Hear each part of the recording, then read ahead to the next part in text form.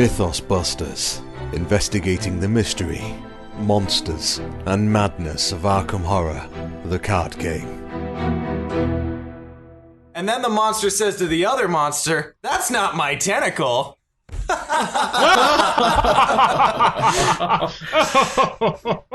Oh, okay, Nick. That's Sean, you blow hard. That's well enough. Guys, we are joined tonight by one Nate French and Matt Newman. Welcome, guys. Thank you for being here. Yeah, thanks for having us. Thanks for having us. So we've been teasing this interview for a while. I'm very excited that we're able to get it on the books sooner than my other podcast. So, we'll just put that one right up above Cardboard of the Rings. So I'll just go now then, right? I can't physically stop you. I might try, but... We're waiting till April to post it, though, right? Yes. That is a reference.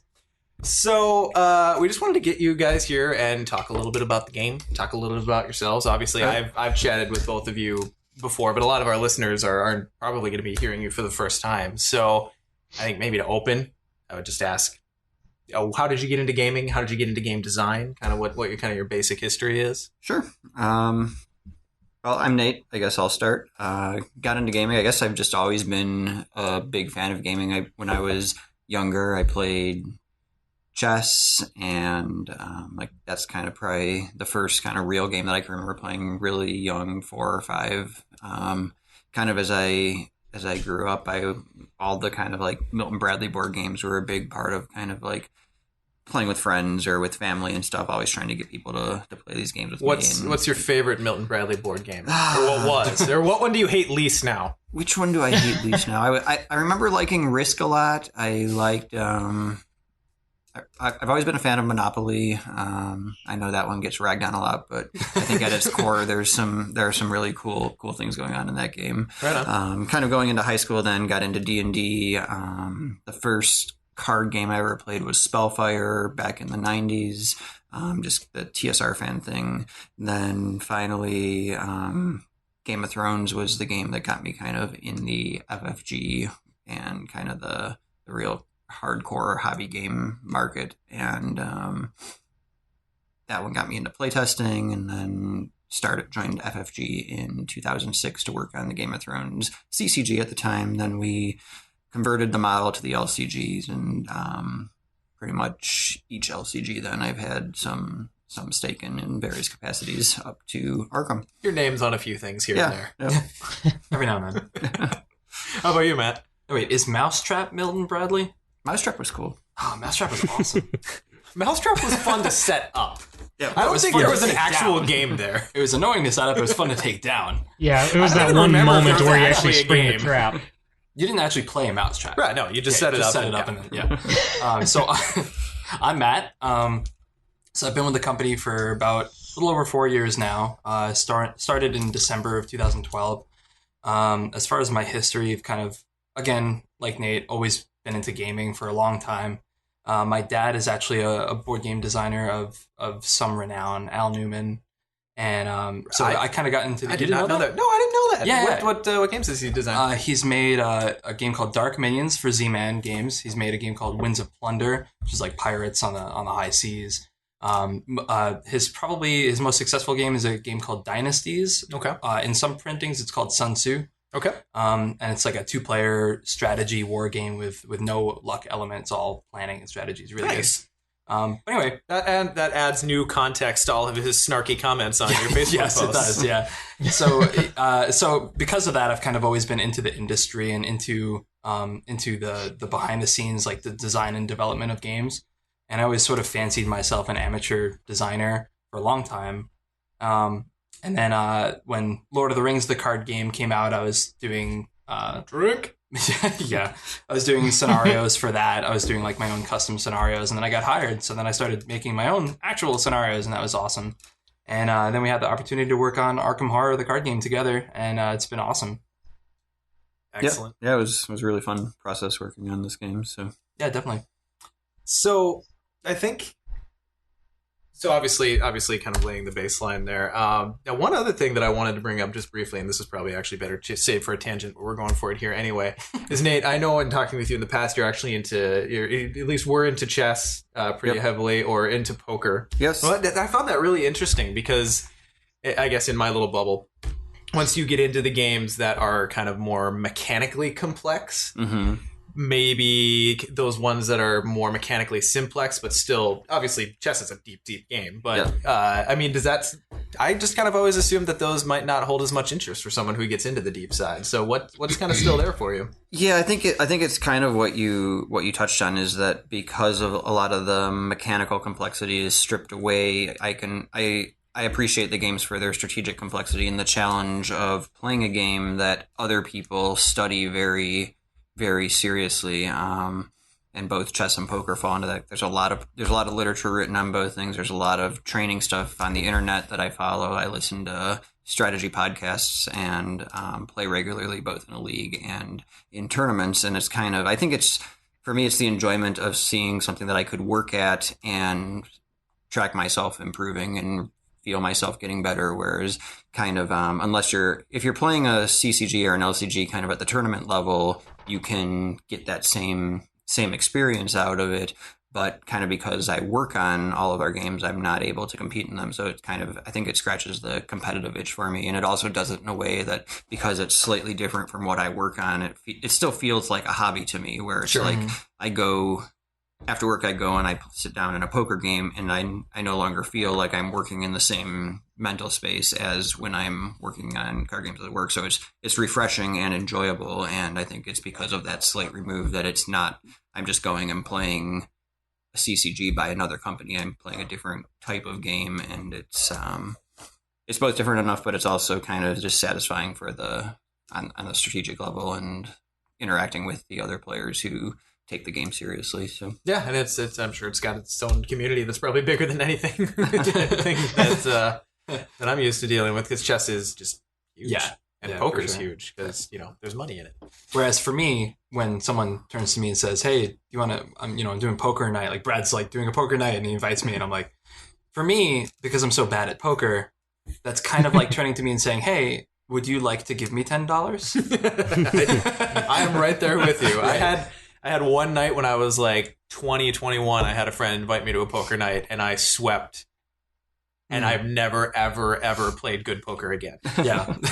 Sometimes the early success can work against you, but I think if as long as people keep things in perspective, I think it's a good. You can get better at the game, and you can win a little extra spending money here and there. Like I took third in a tournament up at Running Aces over the weekend, and had a nice cash there. So it was a good weekend.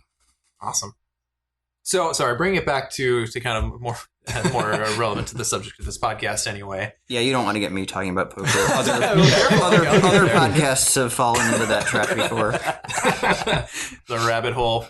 So, I guess, kind of to start out, I'm kind of curious where the seed of Arkham Horror, the card game, started. So, obviously, FFG has a bunch of other Lovecraft-themed games. There's collection of them.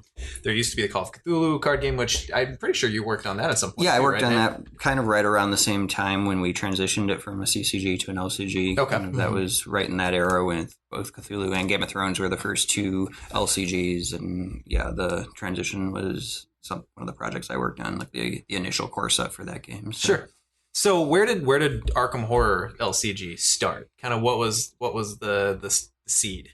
Yeah, it's hard to say exactly where it started. Like, I think it's kind of one of those things where it's like we have the IP, and we kind of knew for a while, kind of after a lot of the popularity of Lord of the Rings, that we wanted to do another solo / co-op game. Mm-hmm. And then the Arkham Horror board game is kind of one of our most popular and beloved games. So it was just kind of one of those things where it's like these different ideas kind of seem to mold together, and then the schedule opened up, and Matt and I both had the capacity to work on it together. So it was kind of just a lot of lot of the stars aligned, I think, is probably the best way to put it. Okay. Yeah, definitely. The capacity and the desire to work on it. We were really excited for it. Yeah. So was it kind of decided that there was a product hole to fill in the co-op space, and then we decided like, hey, we have Arkham, or I mean, did one kind of precipitate the other, or was it really just like?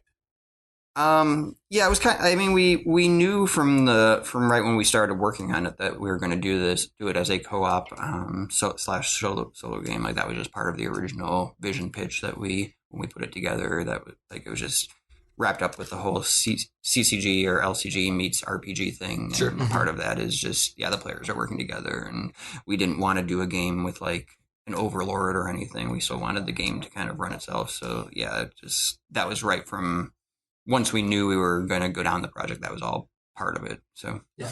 Cool. So, obviously, then talking about Lord of the Rings and kind of, there's no way that Lord of the Rings couldn't play a huge part in informing the kind of the foundation of Arkham. It was so singular a game when it came out. So, kind of what lessons do you think you learned in both creating and developing the game that you were able to apply to Arkham, kind of maybe on the mechanic level, the thematic level, kind of whatever you might have taken? Do you want to take this? You go ahead. So, I'm going to make you both answer. Yeah. There's different things, I think, on both ends, definitely. I think one of the major differences between the two games is the narrative and the campaign mode, where Lord of the Rings was kind of designed to, and Nate can correct me or add to this, it's kind of designed to emulate the experience of playing against an intelligent opponent. And sort of the idea is like you're playing against Sauron, and Sauron has this deck of cards just like you do, and he's playing cards. Whereas Arkham is kind of designed more from the standpoint, or at least the scenarios that I designed, they come from the standpoint of like, if I was making this as an RPG, what would this RPG module look like? What would this scenario, if I was the game master, what would I be trying to do? What cool story notes can I hit on, and what cool things can I do to surprise the players? So it's kind of a different approach, even if mechanically they're very similar in terms of the encounter deck and the quest deck and stuff like that. Yeah, I think kind of elaborating on that idea, like that was kind of one of the initial visions for the Lord of the Rings, was just it was just kind of creating this idea of someone sits down to play a game and they don't have an opponent to play with, but they still want to play the card game that they've been working on. Mm-hmm. So it's like they build a deck and then they're going to play against a deck. And I think what it comes down to is there's more structure in Lord of the Rings, and Arkham is a little bit, it kind of broke down some of those structures and made things more freeform. Whereas, like, totally does. If you're playing like a standard CCG against an opponent, you have your deck and they have their deck, and cards are going to fall into certain roles and themes, and you're going to see cards and they're going to work in slightly different ways, but they're kind of going to follow the general patterns and meet expectations. And Lord of the Rings was kind of designed with that in mind, where encounter decks are generally going to work a certain way. And then the player term was also very structured in Lord of the Rings, where it's like you do this thing and then you move on to the next phase and you do something else and you do something else. Whereas Arkham, we made Arkham, the player turns are very freeform. You do what you want. You don't have to do anything that you don't want to do.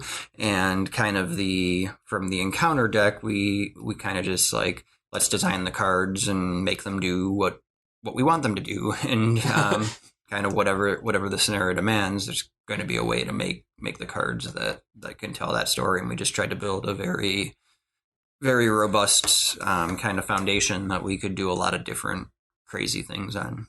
So yeah, there's a very crystalline moment that I'm almost certain, and guys, you can back me up on this, that everyone who's played, at least through the core box, has. Scenario 1, The Gathering, is very tutorial-esque, so you're just kind of learning the paces, you're learning the mechanics. And then you set up Scenario 2, you read through the act, you read through the agenda, and then there's that moment. And even though it's not explicitly written anywhere, it feels exactly like the GM going, what do you do? Right, yeah, that's definitely true. Scenario 2 was designed very specifically with that in mind. I remember when me and Nate got together to design the box, and we were thinking like, all right, Scenario 1 would be very focused, very like, it would kind of take your hand and walk you through the scenario. Or walk your hand if it's kind of like coming up through the floor trying to grasp at you. And if you're, walking on your hands. See, nobody realized that that's actually your hand. But shadow puppets are not allowed. Yeah, but then Scenario 2 is basically is very open-ended, and it's kind of like, where do you want to go? What do you want to do? here's your objective. How are you going to do it? Mm-hmm. And we were really excited for that, and especially since it sort of mimics the Arkham Horror, the board game board. Yes.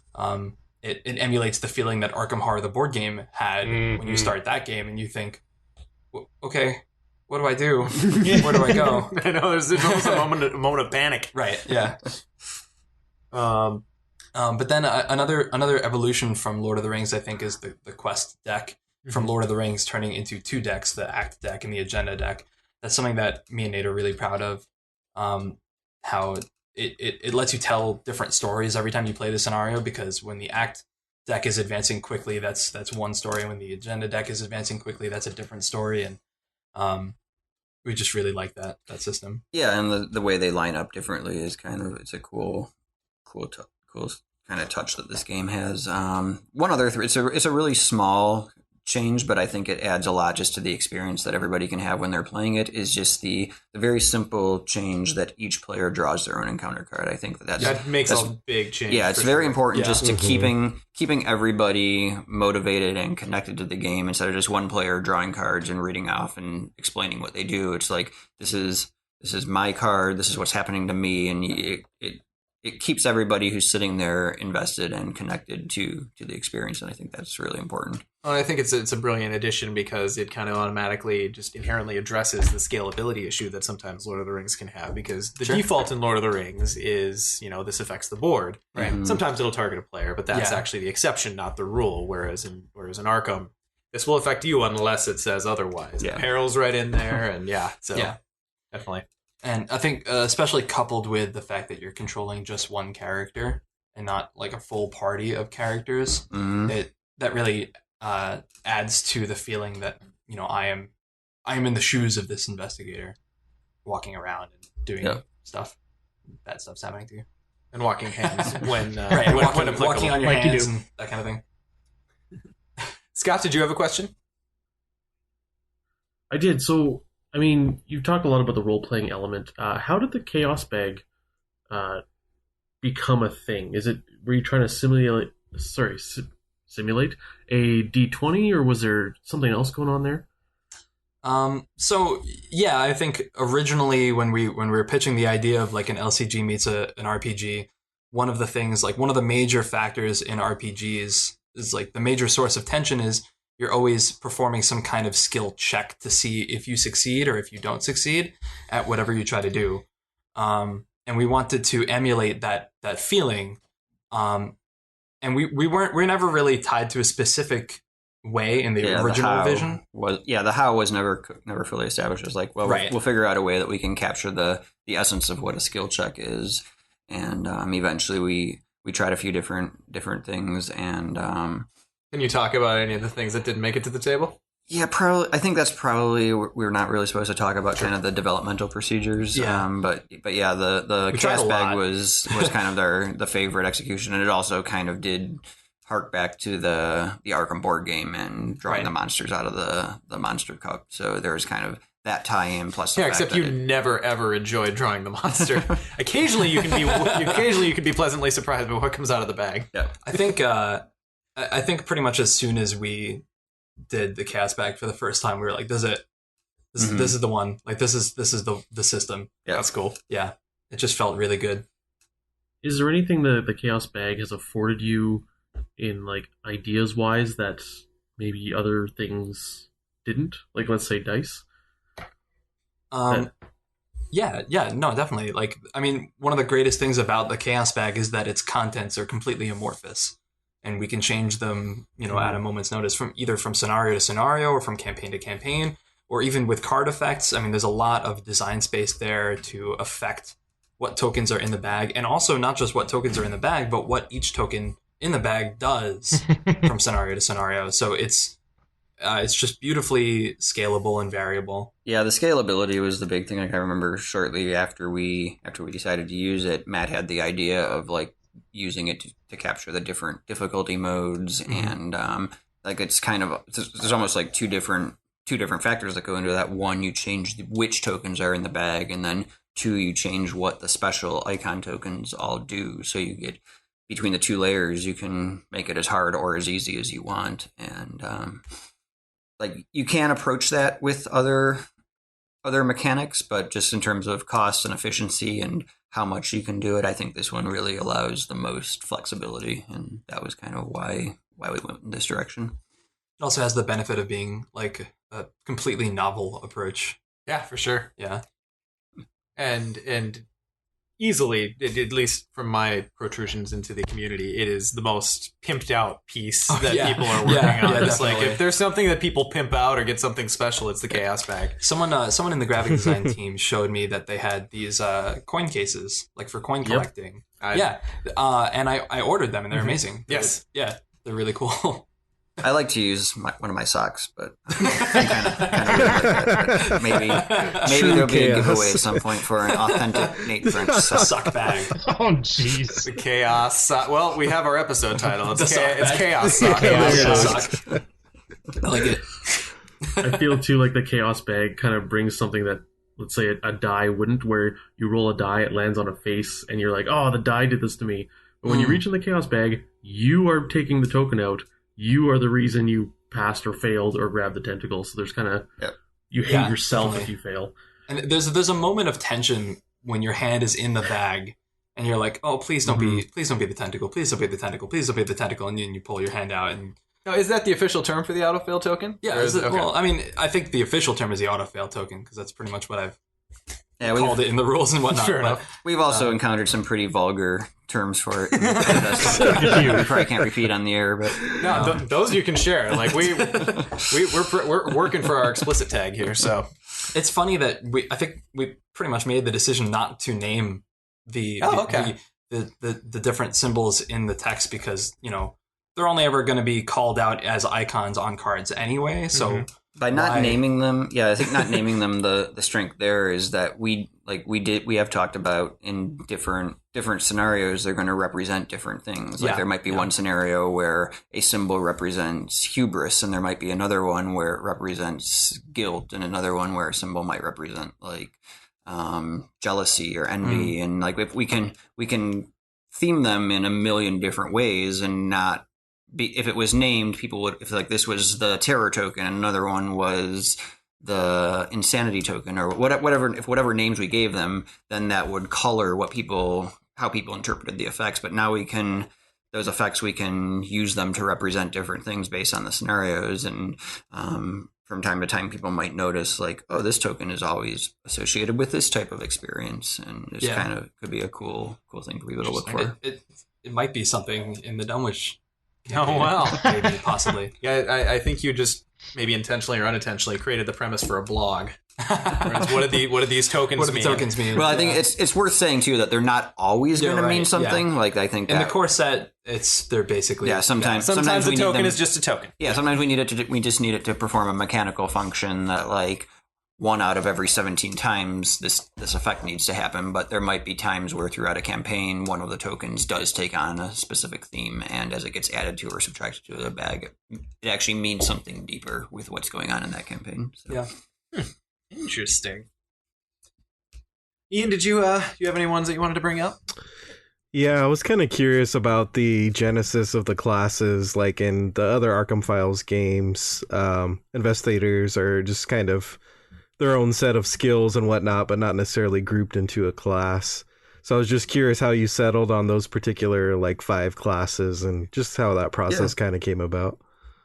Yeah, I think it's I think there's a couple things here that's important. I think one, this is kind of where one of the elements that is pretty important to the card game half of the experience comes in. For people who play collectible card games and living card games, the whole idea of faction is pretty important in that like you kind of need these barriers set up around the cards that each player has access to, or else decks are all going to kind of gravitate towards the same thing. Like players like to min-max and they like to find the best decks. And They sure do. If people aren't given these boundaries, pretty much everybody would just be playing a lot of the same stuff with maybe a couple of different things around the edges. So the classes or factions or whatever game is those houses, that helps kind of show different aspects of the game and get different types of cards and sets of cards on the table. Then kind of from the RPG side, calling them like we didn't want to call them factions. They're not groups of people. It's not like there's this group of guardians who they get together every other Sunday and talk about how they're going to save Arkham. There's not a faction of survivors. A guardian wouldn't like call themselves a guardian. These people don't self-identify as part of this class, the class is just kind of more in kind of RPG terms. It's who this character is and what motivates them, or kind of what they're all about. It's more about the individual and where they fit into the game world in terms of what kind of abilities they have than anything else. So yeah, that was why we went in that direction. Were the classes themselves, at least this was my kind of side interpretation, were they kind of informed by kind of the classic RPG archetypes? Yeah, a little bit. Yeah, I mean, to a lesser extent because classic sort of D&D, classic RPG archetypes are like wizard and rogue and, well, I guess rogue, paladin and fighter and stuff that like doesn't really fit in the Arkham universe except for rogue. But yeah, to an extent, we kind of like carried forth the concept or the idea of classes into the game from that. And for me, it was like we've never done classes or factions in like an Arkham Files game before for the investigators, like you said. But also in those games, you don't really build your deck. You kind of like encounter things, and you're like, oh, I found a 45 automatic. Cool, I'll use it. There's nothing stopping me from using it, so I'll use it. But in this game, when you're bringing your deck to the table, we want to make sure that everybody at the table feels like their character, and doesn't have access to the full card pool like Nate was saying, but specifically like feels like, oh wow, that's cool what he's doing. I want to maybe play that class next time I play. Maybe the characters feel distinct. Right, they feel distinct and they feel different, and they feel cool, honestly, because of that, I think. Except for skids, maybe. I don't know. Hey now. Hey now, back up. Them's fighting words. You guys were getting quiet. I had to poke a little bit. Well, it totally gives people stuff to claim ownership over on Discord channels and whatnot, for sure. Yeah, definitely. You got to pick a favorite. And I think classes are just fun. I mean, in a game like in a game like Eldritch Horror or the original Arkham Horror, the board game, classes aren't necessary. But in a game like this, they're not only necessary but also like great and healthy and good for the game. But even in Arkham and Eldritch, where they're not explicitly stated classes, you still have archetypes. You've still got like this person's really good with spells, and this person's obviously good to investigate and go grab clues, and it totally makes sense. And you do have characters that kind of blend between archetypes, which kind of led to the idea of the deck building restrictions being very open. And even though we have classes, there are characters that will fit into multiple classes or might have a primary class and a secondary class and that kind of thing. Yeah, I think deck building restrictions, you brought it up, is kind of another example of that place where we just decided to blow up some of the expected barriers, kind of like I was mentioning before. It's like, yeah, let's just do each character what we need to do for that character, and not really constrain ourselves with any preconceived, this is the way a deck has to function in this game. So, and I have to say, I'm a little surprised with how quickly we kind of averted from what everyone when the core set was spoiled, and kind of we saw the backs of the investigator cards. I'm pretty sure that just about everyone assumed, like, okay, this is the norm. Yeah, what's their secondary? Yes, yeah. And then there was a spreadsheet someone shared on our Discord that was very meticulously put together, where it's just like every investigator in the game and what's their class, what's their subclass, what's the likelihood that this or this will happen. My favorite is the Marie Lambeau, the promo card that we put out for the Investigators of Arkham book. When that was like leading up to the release of that, everyone was like, all right, what's Marie's secondary class? Oh, I bet it's Rogue. No, I bet it's Seeker. No, I bet it's Survivor. No, wrong. She's got no room left on the back of her card. Yeah, no one could have prepared for that. Yeah, yep.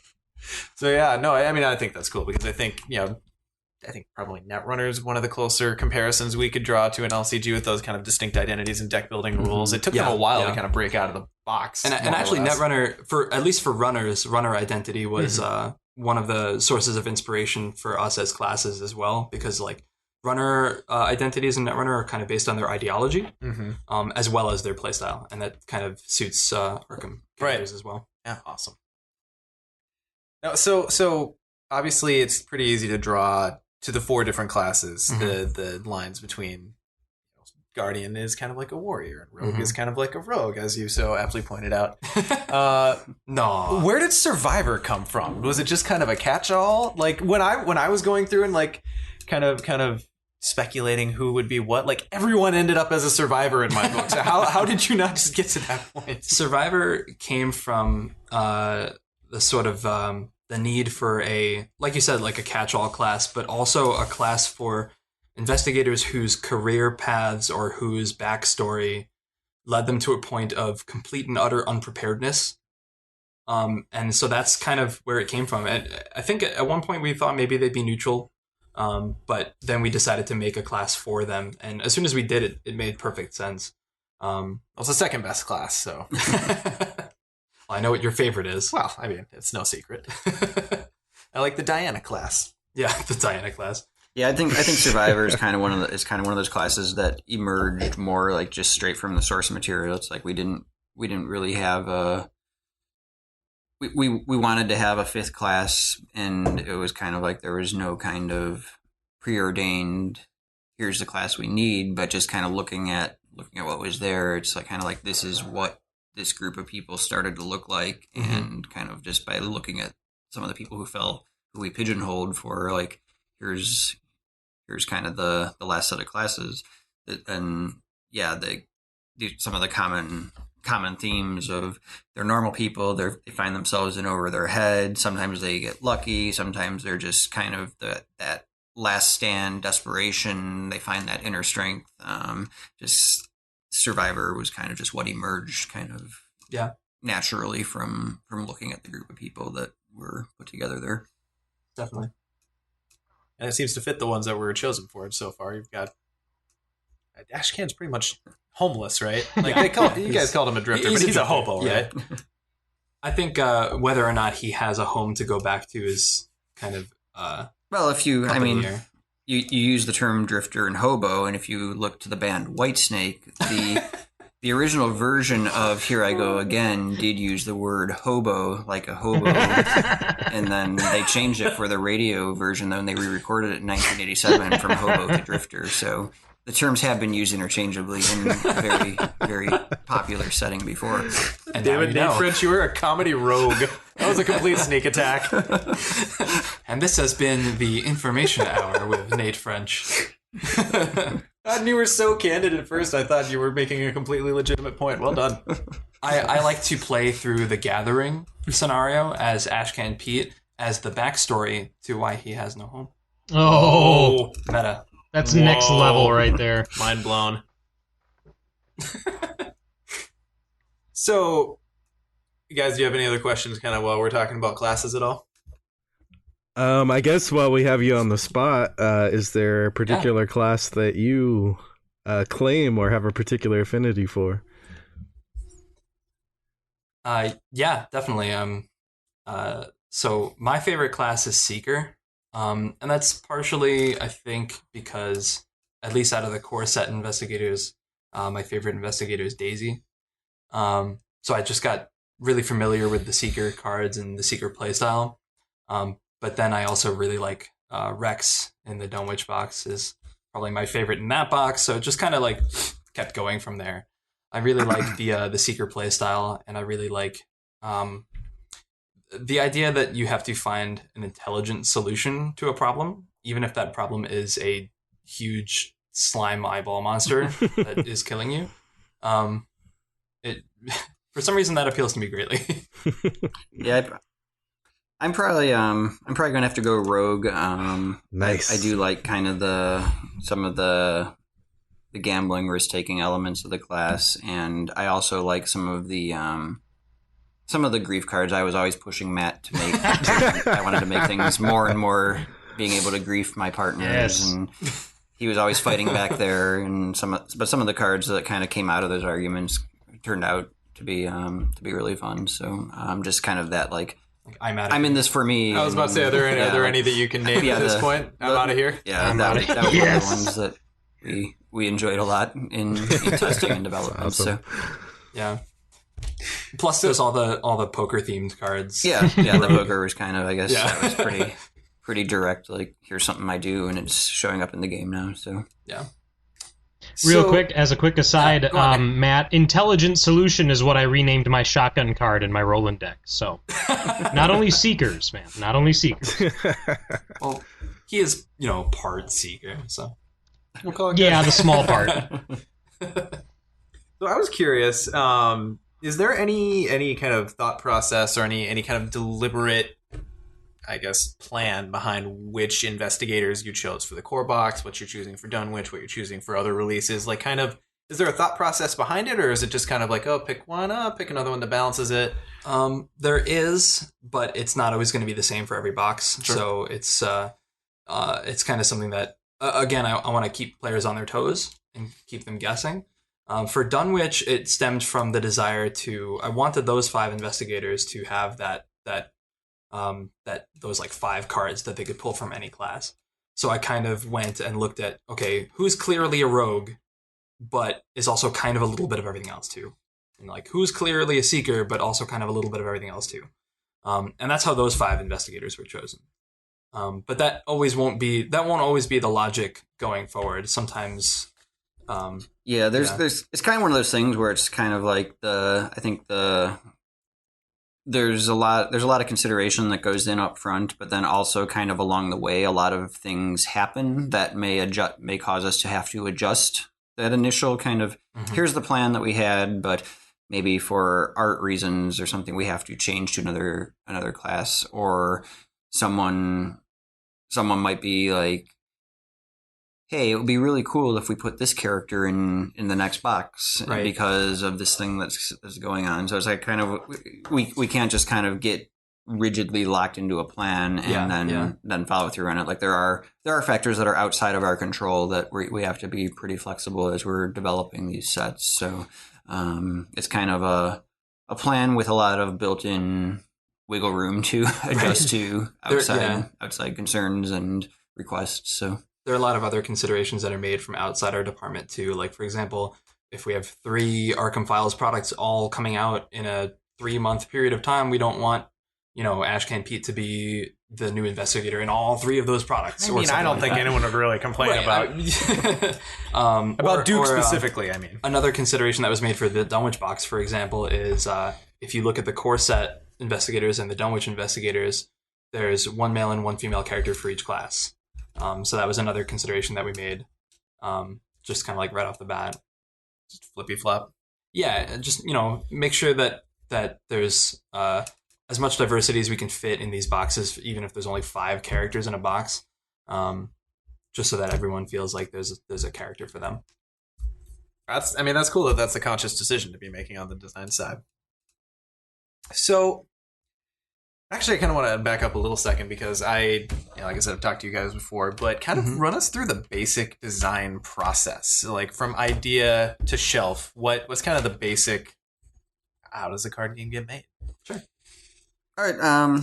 That's probably one where I can't go into too many specific details. Sure. But I could give a general kind of. Oh, we could do a whole podcast on this if you're willing to general give details. So. Hypothetical card game. Yes, there you go. Not Arkham. Yep. Yeah. So, so kind of one of the first things is kind of coming up with a vision and basically presenting it to the studio as like, hey, here's what we want to do with this game. And I see that as kind of, it does a couple of things. It communicates what our intentions are so that if somebody above our pay grade decides we're on the wrong track, they can tell us so right up front before we spend a lot of time going down and doing something that the company doesn't want to do. But then it also helps us as designers in that, like, we have to be very clear and articulate and figure out what we want to do. We can't just go in with like no real plan, but hey, we'll just throw some mechanics together and see what happens. Arkham's got monsters, right? All right, they'll be fix monsters. it in post. Yeah. Like when you have a goal and you have targets of like, here's the type of experience you want to create, we can move towards it and find out where we're hitting those goals or where we're moving apart.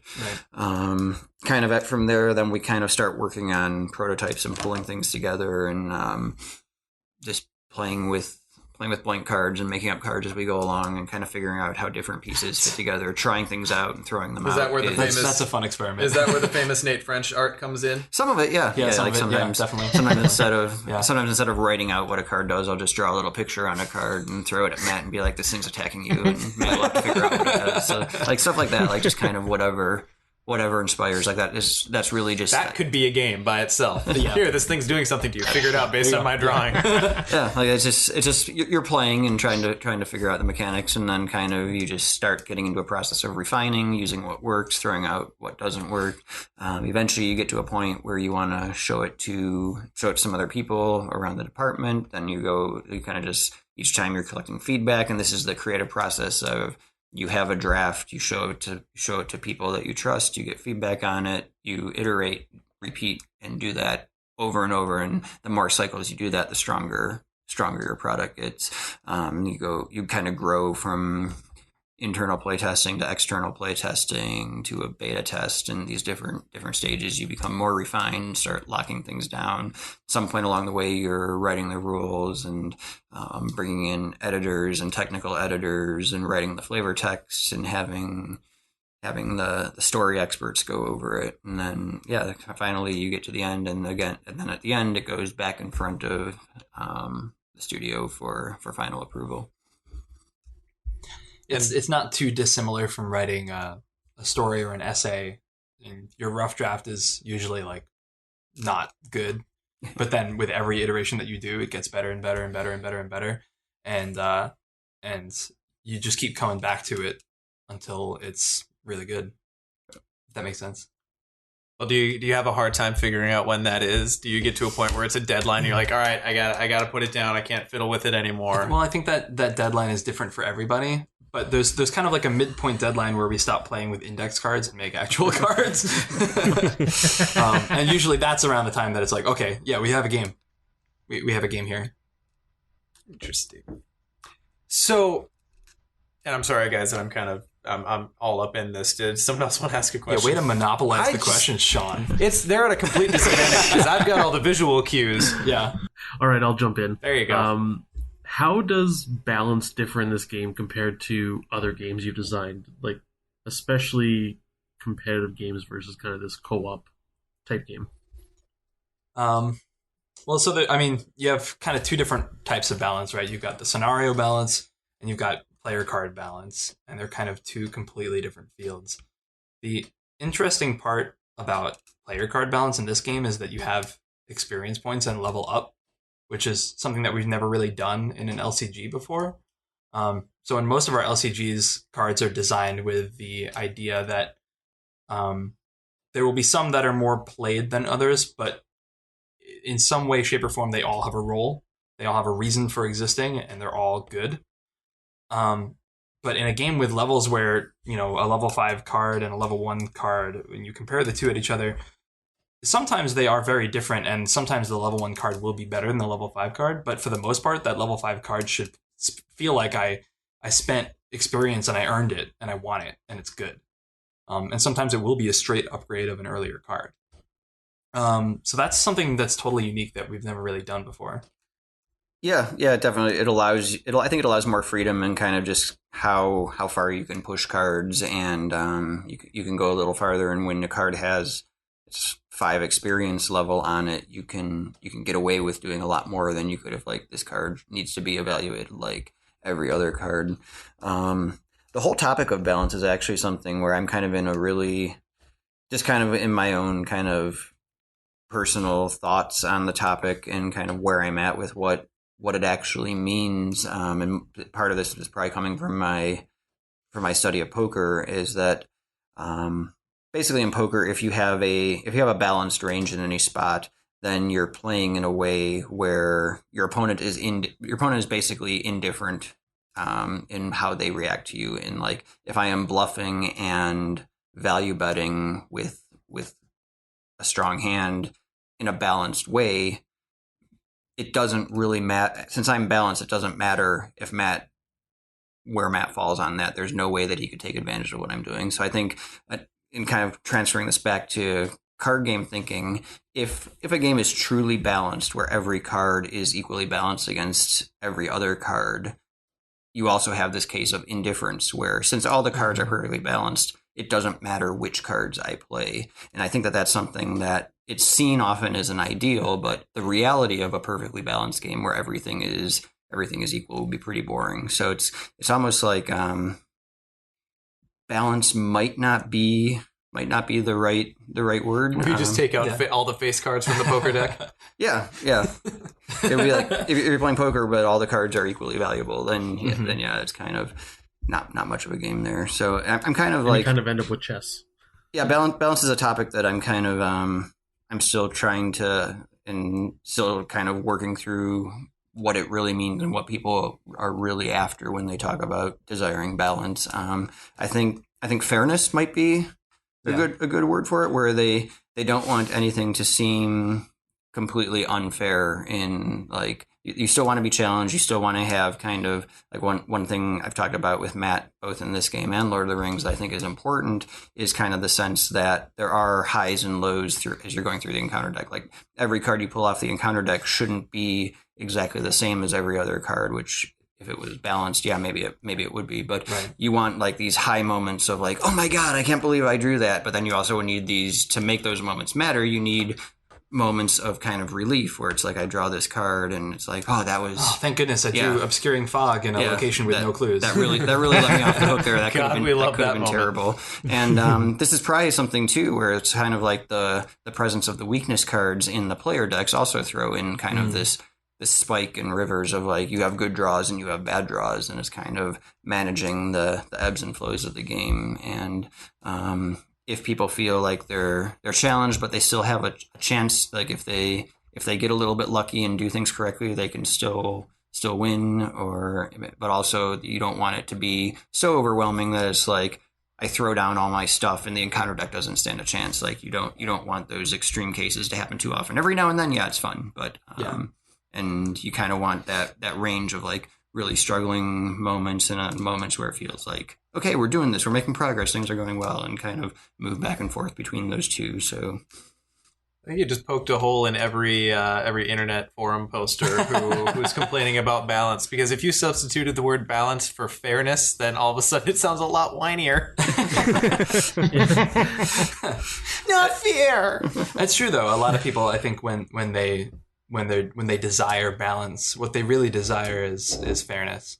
I think Nate has a really good point about that. Yeah, fairness, but I think I think a lot of people, what they're really after is a challenge. And if the challenge is too strong, it's not going to be fun. But if the challenge isn't strong enough, it's also not going to be fun. So you need to kind of, there's a certain range that you're trying to aim for. So maybe that's a fair challenge might be the best way to put it. And obviously a game like Arkham is going to be different from a competitive game like Netrunner or Game of Thrones. But overall, we aim to give you an experience that feels like at any given moment you can succeed despite overwhelming odds, and because it needs to be difficult, it needs to be a challenge. I'd probably go back and say that at any given moment is a stretch. Kind of going, you know what I mean? Yeah, going into the game. Yes, you should have a fair chance at things going your way and doing well. I think if you make some mistakes, right, or if things just start to go against you, like there is variance in the game. You're drawing cards from a deck. The encounter deck is randomized. You're drawing things out of a bag. If a few things go wrong, I think for a narrative experience to have meaning and to really kind of feel significant, there has to be consequence. And it's like, depending on what happens, whether it's play mistakes or just bad luck right off the bat, you shouldn't be able to shrug that off and just put it behind you. Maybe if you fight really hard, you can equalize, but it's going to be an uphill fight, and maybe you're not going to make it up that hill, and eventually everything's going to crumble. Like you need actions and bad luck. Yeah, things need to play out in the way that you'd expect them to, or else it's going to seem artificial. Like we can't just have automatic comeback cards happening. If they get in trouble, Batman swoops down and saves the day. Had to work in a Batman. Batman listeners rejoice. Batman card confirmed. Nate, touching on one thing you mentioned about card draw and with the weaknesses in a player deck, and kind of balance too, fairness, whatever you want to call it, and maybe value almost. Do you guys kind of see a different value put on card draw in this game as opposed to Lord of the Rings, where let's say Lord of the Rings, or many competitive games, card draw is just always good, Whereas in this game, it's not always good, so maybe it's easier to sprinkle it a bit more on cards that maybe wouldn't normally have card draw. Do you understand what I'm asking? Yeah, it does kind of put in kind of there's always a little bit of a risk to drawing a lot of cards, and that you can get to your weakness faster. I think I think that is a factor. I don't think it's necessarily something that we consciously, because of weaknesses, we decided to put more card draw in the game. Mm-hmm. Because I don't think that there's, at least right now, unless you start kind of picking up extra trauma and stuff, I don't think there's enough weaknesses in a 30 card player deck to really make that a significant thing. If we made a deck that could draw itself out in a single turn, for instance, that wouldn't, the one or two weaknesses you're going to get wouldn't quite be enough to offset that. But I think it's more interesting just in that psychologically, most card game players are conditioned in a way that when I'm going to draw from my deck, good things are going to happen. I'm going to find the stuff I need. So every time it's like, I'm going to use this ability and draw 2 cards, and I do it, and one of those cards is a weakness. It's almost like a double blow, because it's like I used that ability probably because I needed cards in my hand, and now not only did I not get the cards that I was looking for, something bad that I wasn't even planning for happened to me. So I think it adds to those moments in kind of a way that is very visceral to card game players. I never even thought about weaknesses just like as Pavlovian like reconditioning. It's demoralizing in a way that card game players have never really experienced, where they're like, no, my own deck.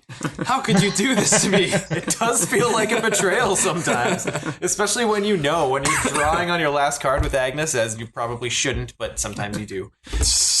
And you pull out Dark Memory, and you're like, damn it! Yeah, it's such a betrayal. But so you actually said it wasn't actually a conscious decision to kind of weaken draw. It just kind of it wasn't intended to do that so much as we saw that as a side consequence and thought, that's cool. It's one of the perks of the mechanic from a design perspective, is it does keep those over ambitious draw engines in check just a little bit more. And usually that has to be done by, like, if you deck yourself, you lose the game. That's kind of the expected the expected result. So it's like you're going to get your weaknesses, and you'll take the extra sanity, and there's kind of, this game does it in a slightly different manner. Yeah. What I've found in playtesting and in my own experience as well is that skill icons on cards is still so valuable that you still always want to draw cards.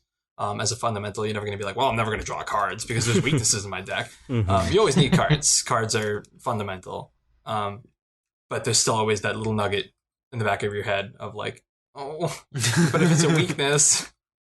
Yep, it's just that lingering sense of dread that it fits the IP more than anything. Definitely, yeah. So, speaking of which, I know you guys in your Arkham Knights presentation, which was really awesome. If anyone hasn't seen that, I recommend you go check it out on YouTube. You guys had kind of talked a little bit about your history with Lovecraft in general, but I was kind of curious to dive a little bit deeper into that. Like, when did you get into Lovecraft? What have you read? What are your favorites? Kind of what's your deal with Lovecraft? So I kind of came about him very. I guess I knew about him peripherally before I really kind of went to the source. I remember I was back in late 80s, early 90s. I liked the Metallica song Call of Cthulhu, and I read a lot of Stephen King, and I had kind of read interviews or heard interviews and seen him talking about how he was a big fan of Lovecraft, and talked about how Lovecraft influenced his work.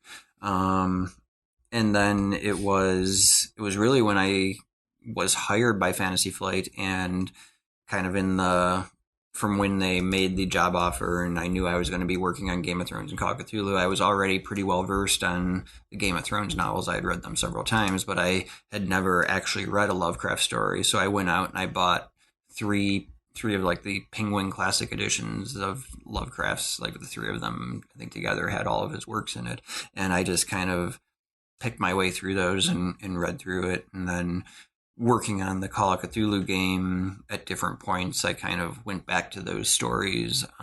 Did a set on Mountains of Madness, and there's like a whole chapter pack based on that story, and the Dunwich Horror. We did an asylum pack on that. So there was kind of at different points I had a chance to go and kind of like really dig in depth into the stories at that point. And that was kind of my introduction to them, kind of with the actual material, was on a professional level. So for me, I kind of got into some of the stories in like around high school ish and early college. And it's actually funny because I knew about Lovecraft, but I wasn't quite aware of the overarching mythos that embodied so many different authors until later. And I had actually read some of those authors' works, and I didn't realize that they fit into this greater mythos. It wasn't until I played Arkham Horror, the board game, for the first time, the third edition version that we have, that Fantasy Flight put out, that I kind of started really getting into it. And then I started reading all of the different Lovecraft stories as well. Because actually my first encounter with the mythos was like Robert Chambers and Clark Ashton Smith. And then I started reading a lot more of those stories. So I would say it's still like fairly recent for me. It's not as old as, say, my Lord of the Rings obsession. Sure. But I've been pretty heavily invested in the lore for a while. I also played a lot of Lovecraft themed games. One of my favorite games is the Dark Corners of the Earth game. Which, if you played that game is really good. It's phenomenal. Yeah. Nick, you couldn't see it, but I motioned to the mic waiting for that sound. Despite some bugs that it had, it was a very fun game. Very, very well done. Yeah, and this isn't quite Mythos related or Lovecraft related, but I've always been a huge fan of horror games in general. Resident Evil, Silent Hill, some of my favorite games of all time. Yeah, so that is a huge source of inspiration for me, and just the idea of being able to contribute to horror as a genre is intriguing for me. I think it is, though. I think it's kind of worth making clear too that Arkham Horror is not H.P. Lovecraft. The setting, it's not like a direct translation of here's what Lovecraft wrote and here's what we are doing, and it's not even, I wouldn't even think it's Cthulhu mythos, the setting. Like Arkham Horror is very much at this point its own unique setting that is inspired by and heavily influenced by both Lovecraft and the broader Cthulhu mythos, but it's kind of become its own thing and taken on. And there's some very, very distinct differences, whereas a lot of the mythos in Lovecraft is kind of, there's a sense of hopelessness and humanity, and humans are insignificant and they cannot comprehend or stand up or resist these immense forces out there. Whereas in Arkham Horror, yes, in a lot of cases, the players, the investigators are overwhelmed and they're facing these supernatural things, but there still is hope, and there is, if they do the right things, and if they get lucky, and if they come through at the clutch moments, they can prevail and they can come out on top. And it's a much more kind of, I guess, optimistic interpretation of some of the material than you'll get in some of the Lovecraft and other source material. Mm-hmm. That was the kind of official category of that is the Arkham Files, right? Arkham Files, the actual property. Yep. Okay. So, as far as the difference between the two, you mentioned a few. Mm-hmm. Like, what do you think are the key differences in as far as the game itself goes? Sure. As working with the Arkham Files IP versus if you were working with Lovecraft proper. Obviously you mentioned the hopelessness thing. Yeah, is a pretty big if Lovecraft, if the Ancient One appears, everyone's just going to die. Right. In this one, the Ancient One appears, everyone's probably going to die, but maybe you won't. So, yeah, it's kind of a difference in tone. It's a bit more pulpy, just a tad bit, not like a ton more. Yeah, but, I think there's a sliding scale where all the way on the left is we are all insignificant specks in the universe that cannot even begin to fathom the forces beyond what we can see, and all the way we call on that the the fun zone. and like all the way on the right. Should I say the thing that's all the way on the right? Sure, if you want to. All the way on the right is a nun riding a motorcycle shooting Cthulhu in the face with a shotgun. And Arkham Files Never mind, is that's kind the of, fun Which zone. is possible to do in Arkham Horror. Right. Board game. Arkham Files- That's something that people have done in the game. So. Oh yeah, the $1 Million Nun. Yeah. We now have her. Arkham Horror is kind of not quite exactly in the middle, maybe a little bit to the right of that, a little bit more in the warm, but not nearly as pulpy and crazy and actiony. Yeah, and I think the sense of kind of like the sense of that you are immersed in a real world that you can comprehend with your senses is like if you go to Lovecraft, like he's very that concept of unfathomable and beyond the scope of human imagination. It's all across his writing, and in a way, it's a clever way of avoiding actually having to describe things in a meaningful manner. Whereas kind of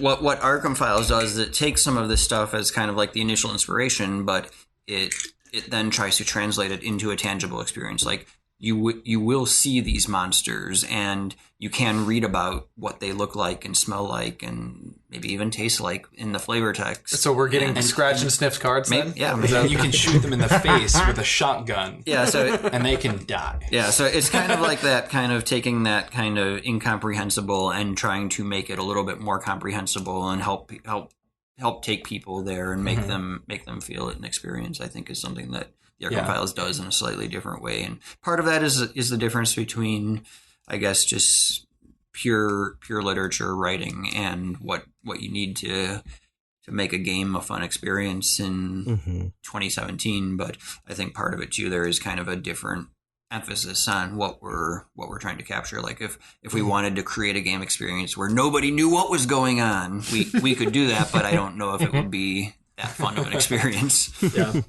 We're still inspired by a lot of those tones from the original stories as well too, though. Yeah, you try to draw it in moments, and kind of there's definitely a balance there that you have to to take. You're unlikely to shoot ancient ones in the face very often and succeed. It'll happen, but it'll be measured. Like, yeah, If it has stats, we can kill it. Right. I remember if it has stats, we can kill it. Call of Cthulhu was the first Lovecraft story I read, and I remember kind of one of my experiences is like, where the hell is Cthulhu? You're right. And then at the end, you're like, they hit it with a boat? Spoiler alert. So, Nick, I think you kind of had a related question we were talking about with the Arkham Files. Arkham Files, well, the one that I'm actually looking at right now that I'm interested in asking is inspiration beyond Arkham Files that you guys have kind of used or that you draw inspiration from, things like other games, movies, video games. I know we talked about Call of Cthulhu, Dark Corners of the Earth, but early on in the spoilers for before this game released, when scrying was spoiled, I immediately picked out that the artwork as being, at least it reminded me a lot of Twin Peaks or the video game that's quote-unquote loosely based off of that, Deadly Premonition. And of course, so now after seeing that... I'm sorry, what was that? Oh, I was just commenting on Deadly Premonition because that is a silly and awesome game. It's so amazing. And that's... Oh, yeah, and even in the last episode, I was like, was Francis Morgan a Lovecraft character? Because that's the name of the Deadly Premonition guy. But anyway, are there other movies or games or anything like that have inspired you with these cards, whether it's in art direction or in flavor of the cards? Are there anything that you're like, I would love if at some point this could be represented even tangentially in the game? Does that make sense? Definitely. Yeah, no, it does. Before I actually answer your question, though, I'm going to mention the scrying card because there's a fun story about that card. It's not meant to be evocative of Twin Peaks, although that is pretty awesome that you thought of that, though. It's actually supposed to be the what you see in the T is supposed to be the Ghoul Priest. Right. So it's kind of like a clever nod to the idea that like maybe your investigators saw, Night of the Zealot happening before it ever actually happened, and you're like, oh, that's cool. Yeah, I'm not really one to try to do like kind of direct direct allusions or homages to other works in our games. So you had nothing to do with the core set of Netrunner then? No, I was involved other than playtesting and kind of some of the kind of the last kind of reviews of rulebooks and stuff. I wasn't super involved in Netrunner. But I think that kind of for as far as influences go, like I think influence are where I notice influences coming through is like things that I love and enjoy. They kind of direct me, and I try to do things that others could love and enjoy in similar ways. And one that really came through a lot, both in working on Lord of the Rings and this Arkham game, is growing up. I was a big fan of the fantasy adventure game books, like Fighting Fantasy and Lone Wolf and Grail Quest and kind of the Super Endless Quest, the books where you would like roll up a character at the start of the book and then you go on this choose your own adventure, and throughout the game you would encounter things and roll dice and fight them and cast spells and find equipment, and kind of you're reading a story and making choices about where you wanted to go in the story, but at the same time you were playing a game and trying to keep your character alive. And that experience was kind of a big part of my foundation, kind of both as a reader and as a gamer. And it was something that I was like, not so much kind of a direct, like, here's these books in a board game or card game form, but more just remembering what that experience was like and what I enjoyed about it really informed, like, helped me know whether or not I was on the right track in creating similar experiences with these games. Sure. Yeah. For me, like I mentioned before, I grew up playing a lot of horror video games. So I was very heavily inspired by those, even though there's no like direct, tie-in with the game. Although one thing that I can definitely say extended sort of from my love and my experience with games like Resident Evil and survival horror is the idea of limited ammunition. Yes. Never feeling like you have enough anything. Right. Yeah. It's like, it's very different. And also in games like Resident Evil, when you do have a good weapon and you're up against a zombie, you shoot him and they die. And that aspect of it, it's like, it's not hard to kill a zombie with a shotgun in Resident Evil, but the hard part is when you walk into a room and there's 12 and you're like, oh, okay, well, I'm going to run here. This is the part where I run. That's the part where I generally run into the wall, right? And then mistakenly try to correct and run into the zombies. Right. So I hated the control scheme. Not just the limited ammunition, but also just the idea of like, there are going to be times where even Roland will want to run, and there are going to be times where even Wendy will want to fight. And that I think hopefully shines through in the gameplay as well. Oh, definitely. Ian, it might have been your question that I was referring to earlier. I don't want to steal this one because it's intelligent and I would feel bad. I'll steal your intelligence. So I was kind of curious about, because you are kind of designing the LCG within this Arkham Files family, I guess you could call it, which has all these investigators, but not just those, but like side characters and buildings. So I was curious, like, how much kind of collaboration or like referencing goes on when you're designing a campaign or story, or is it just kind of like you design it and then the checking happens afterwards? Yeah, definitely. No. So for all of our proprietary IPs, we have a sort of like we call it a story team. It's a group of employees, sometimes from different departments, that are the experts in the IP for that. Are they hiring IP. for the Star Wars team? No, it's for the IPs that we own. Oh, so like Angela, I suppose there's licensing and coordinators Arkham. for other stuff, right? Right. So and we have Eric Dahlman. Right, and we have Eric like, Dahlman. You really for Star don't Wars, need so we anything don't else beyond exactly. that. Sorry. He knows everything about Star Wars. So a lot of what we do is kind of cross-referencing with them and saying like, hey, I want to go to a building in Southside. What buildings are in Southside? And they'll be like, oh, Ma's boarding house is in Southside. But a lot of it is also going back to the source material and just looking at them. So like one of the things I did was I cracked open Arkham Horror, the board game, for the first time in 3 years and took a look at it and said, all right, let's put this in, let's put this in. And also talking with, Katrina Ostrander is our IP sort of coordinator. I think her actual title is fiction editor. I don't remember what her Yeah, she's wears I think multiple she's a hats. fiction editor, and Fiction editor. she also corrected me before our presentation. It's Katrina Ostrander. Ostrander. Yes. Sorry. In any event, It's a long vowel. so she helped put together. She was like the lead editor on the Investigators of Arkham Horror book, which we were putting together pretty much around the same time as the core set. So it actually was a happy coincidence because we could pull in a lot of the stuff that we were creating for that, and also pull in some stuff from the LCG even into the Investigators of Arkham Horror book. So I got this. like my main man, The Leo. regret monster. Didn't hop in on that pre-order. Yeah, so I guess the long answer is there's no like exact way that we do it, but just collaboration with all the different people who work on the different games. We also collaborate, like I'll collaborate with the Mansions of Madness developers, and I'll collaborate with the Eldritch Horror developers, and just see like what cards are you putting in to your most recent expansion, and what cards can you pull from my most recent expansion, and that kind of thing. So, I guess then talking a little bit about the game itself, really just strives to tell a story, which I think it does really well. I think it does really well open-endedly. So, kind of, what is your process for defining the overall narrative of a campaign? Do you really map the whole thing out and then start to drill down, or do you have kind of disparate ideas and try to connect them together? Or how does that process work? So again, I think for this question, it's not always going to be the same for every campaign, and like for the core set, for example, that process was very different than from the first cycle, largely because for the core set we needed scenarios to do certain things and to evoke certain feelings. Like we needed that first scenario to feel like a tutorial and to kind of explain all the different elements of the game in an organic and natural way.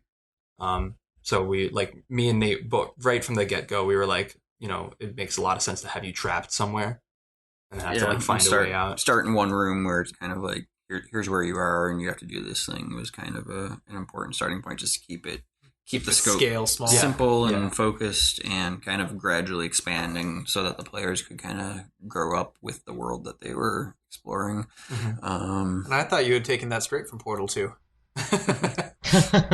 Not intentionally. I'm sure there are many, many games who have used that mechanic. Yeah, and then I think that the other thing for the core set that we felt was pretty important was that it was kind of challenging because telling a story in those three brief chapters is kind of you're working in a very confined space, but we did want it to come to a conclusion within that box instead of leaving it open-ended and feeling like an incomplete product. So it was very much we wanted it to be done by the time you got through that third scenario. I think generally though, like, we too try to have an outline or at least some sort of plan of like where we want to end up. And then we talk about like, okay, how can we get there and what kind of different experiences can we put people through as they're going here? So it's not just adventure after adventure after adventure of the same thing. Like we want to mix it up and keep people on their toes and kind of having never quite knowing what to expect when they open that next pack and put the scenario on the table. So every scenario kind of needs its hook. Like what's the thing that's going to bring you back to playing this scenario in 2 years? So like what's that one sentence hook? Like in Lord of the Rings, it's like, escape from Mount Graham. That's the one where we're all imprisoned. Yeah. I think in this one it is also important that like to point out that the difference from one scenario to the next won't be quite as dramatic in Lord of the Rings. Like we are very conscious of the fact that people are going to be playing these with the same decks and the same investigators, and that's part of the development of this game. Like part of Lord of the Rings is like, people are probably going to build new decks for this scenario. And, specialize. It's a different here. Like I start with a deck, and then that deck is going to change and evolve and grow as the campaign goes. But it's not just going to be like I can trade out and put in whatever cards I need to beat the next scenario. It's like you have to play with a deck that you've built along the way, and So there'll probably be a little bit more of a sense of kind of like the scenarios will naturally build onto each other both thematically and mechanically in this game. So for the first cycle, I can definitely say we pretty much developed the outline of the story of that cycle before we ever even really got into developing past maybe the first scenario. So it was all pretty much planned out ahead of time, like at least like bullet points. You know, what are the story notes that we're going to hit? What are the scenarios like? What do we want to do with this scenario? What do we want to do with this scenario? I think I even had pack titles for a lot of them before developing them, which is neat. But yeah, it's not always going to be kind of the same process from one campaign to another. And part of the thing with that first cycle too is we were designing it partially like overlapping with the design of the core set. We were designing it for a few months at the same time, so we weren't even necessarily done with the core set by the time we started designing the Dunwich Legacy box, which is a different experience from designing, say, following campaigns. Right. Yeah. And getting your feet while you're running at the same time. Yeah, pretty much. Yeah. Or, walking on your hands. Or walking on your hands. If that's what you end up doing, chances are if you trip, you'll get there. So how do you kind of figure out what there's so many decisions to be made in the game. Sometimes they're conscious, sometimes they're made by whether or not you achieved a certain goal. Kind of how do you figure out what those are going to be? What are you looking for? How much do you put on the players? How much do you put on the mechanics? How do you decide that?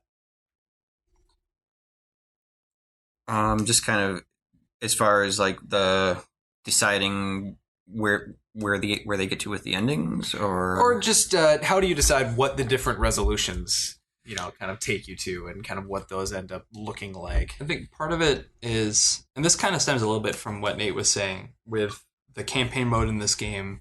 We need to make sure that any deck can get to at least some kind of favorable resolution. Or at least a resolution that moves the story forward, even if it's not favorable. Like, you want that. Yeah. You want that forward momentum. So people like, I think an experience that would kind of be counterproductive in trying to create a compelling narrative would be a sense of, okay, we beat the first two scenarios. Now we're in scenario 3. We play it for a little bit. Oh crap, we died. Let's go back. Now we're playing it again. Right. Crap, we died again. Now we're playing again. Let's go that other way. Yeah. Oh, that wasn't the right way to go. Let's go back to the beginning. Yeah. And if you get into the point where you kind of feel like you have to do this scenario over and over and over, all of a sudden you're no longer in a narrative. You're playing a game again. You're trying to jump through the hoop or whatever. Whereas we wanted it to be like you play and you go through the story, and whatever happens, and then you get a conclusion and you move forward. So I think generally when we start with the scenario, we have like one or two ideas of here's the scenario, here's the ending of what happens if everything goes right, or here's the most likely scenario because this terrible thing is going to happen and it's going to be really hard for them to avoid it. And you have a couple of those ideas, but then as you're working on it, these other possible endings emerge. So the challenge then is to take those other endings, give them a narrative explanation and maybe some sort of mechanical consequence, but then also find a way to filter them back so that they are at the starting point of the next scenario. So it's kind of like you start, everybody's at one point, you branch out into these different places, and then you have to bring them back to move forward with the next one with whatever consequences are locked in place, either recorded in the campaign log, or maybe they took some trauma, or there's some new cards in their deck. Like the consequences change, and then they're back at the next kind of regrouping point to move on for the next chapter of the story. And that's kind of the telling it in those bursts where the tree explodes and then comes back together with some long-term consequences now in place is kind of the structure of how it's built. Yeah. How many flowcharts have you had to draw?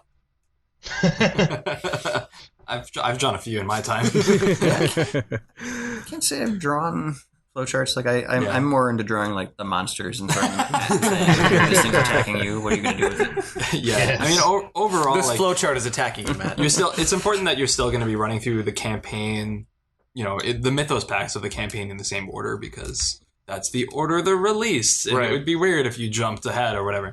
But it wouldn't be outside the realm of what's possible. It's not outside the realm of what's possible, but so for me, the it's less flowcharts and more what's the word I'm looking for? It's not like a type of chart or anything, just like just a gut feel. Not a gut feel either. It's more like what are the possible things that could happen when I'm exploring like this narrative? Like if the narrative is there's an enemy at the end of the scenario, and it would be great if you killed him. Then, I think, what else could you maybe do? You could run away, okay? you could kill it in a way that's maybe not like the way that you should kill it. You know, like maybe if the way to kill it is to throw salt on it, you could also like shoot it in the face. That's like an alternative, not as good killing it route or something. Like a certain ancient one. Those slugs really like to come back if you shoot them in the face. Yeah, like there's basically I'll explore the routes, the narrative hooks that could possibly erupt from any given, like in its simplest, rawest form, and see if any of them turn into card ideas. And a lot of them don't, but sometimes they do, and then I'll explore that.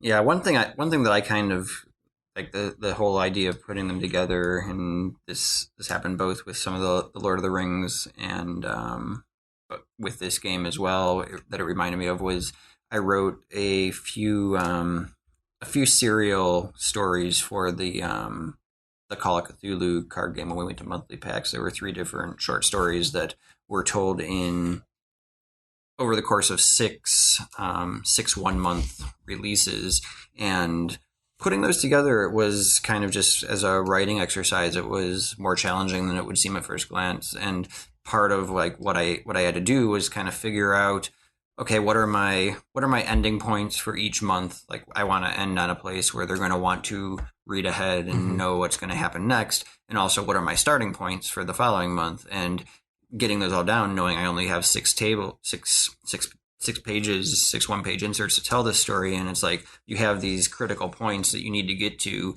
and then for each page, it's like, okay, how do I get them from the start of my story to that first critical point in the course of a page? And then when you start with your second one, is how do I get them from where they're at to where I want this next transition to occur? So it's like it's kind of the same thing with these scenarios. Like if you have some kind of idea of where each scenario is going to take place, or what the important things that have to happen to move your story forward to its conclusion are, you kind of lock those down, and then the design is kind of, okay, how do I connect these different points that I've put together?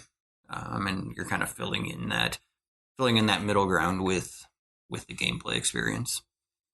Yeah, it's usually I would say it's like 8 times out of 10 it's crafting the cards around those decision points, and not usually the other way around, which just a fact that you might find interesting. Yeah, at least in my experience, that's kind of how it's shaken out. It's not like planned that way, but a lot of times it'll be like, you know, here are the 3 endings to the scenario that I would like to do. How can I do that in cards? Yeah. And then occasionally, as you're doing that, the cards might lead you to another decision point that you didn't even anticipate, and it's really cool when that kind of thing happens. It feels kind of very, very organic. Like the alternate ending to Curse of the Rougarou, for example. Which wasn't originally in there. Oh, okay. Yeah. It was kind of like added on in an organic way of like, well, this would be cool. Yeah. Let's do that too. And it was. Yes, very much so. Guys, you got another one? Yeah, I'm going to jump in here, especially since you just brought up Rougarou. Of the 5 scenarios released so far, so the core set campaign, Curse of the Rougarou, and Carnival, which one are you the most proud of as a game designer, and which one is your personal favorite to play of those 5? Ooh. That's pretty tough. Nate, do you want to handle this, or should I? Well, I could go first at least. Go for it. Probably the one I guess I'd have to say the one I'm most proud of is probably the introductory one. Like I think one of the most challenging things to do as a designer is simple, and kind of the beginning experience for anything is kind of the most challenging, because there's so much at stake. It's when people's first impressions are going to be made. You don't want to overwhelm them with complexity, but there's also kind of there's always this temptation to like show off everything, and kind of the drawing people in is important. I guess kind of for one of the things I'm proud of as a designer is kind of the way it really brings it home by setting it in your own house. Like that's something that I think really, really helps get people immersed right from the start.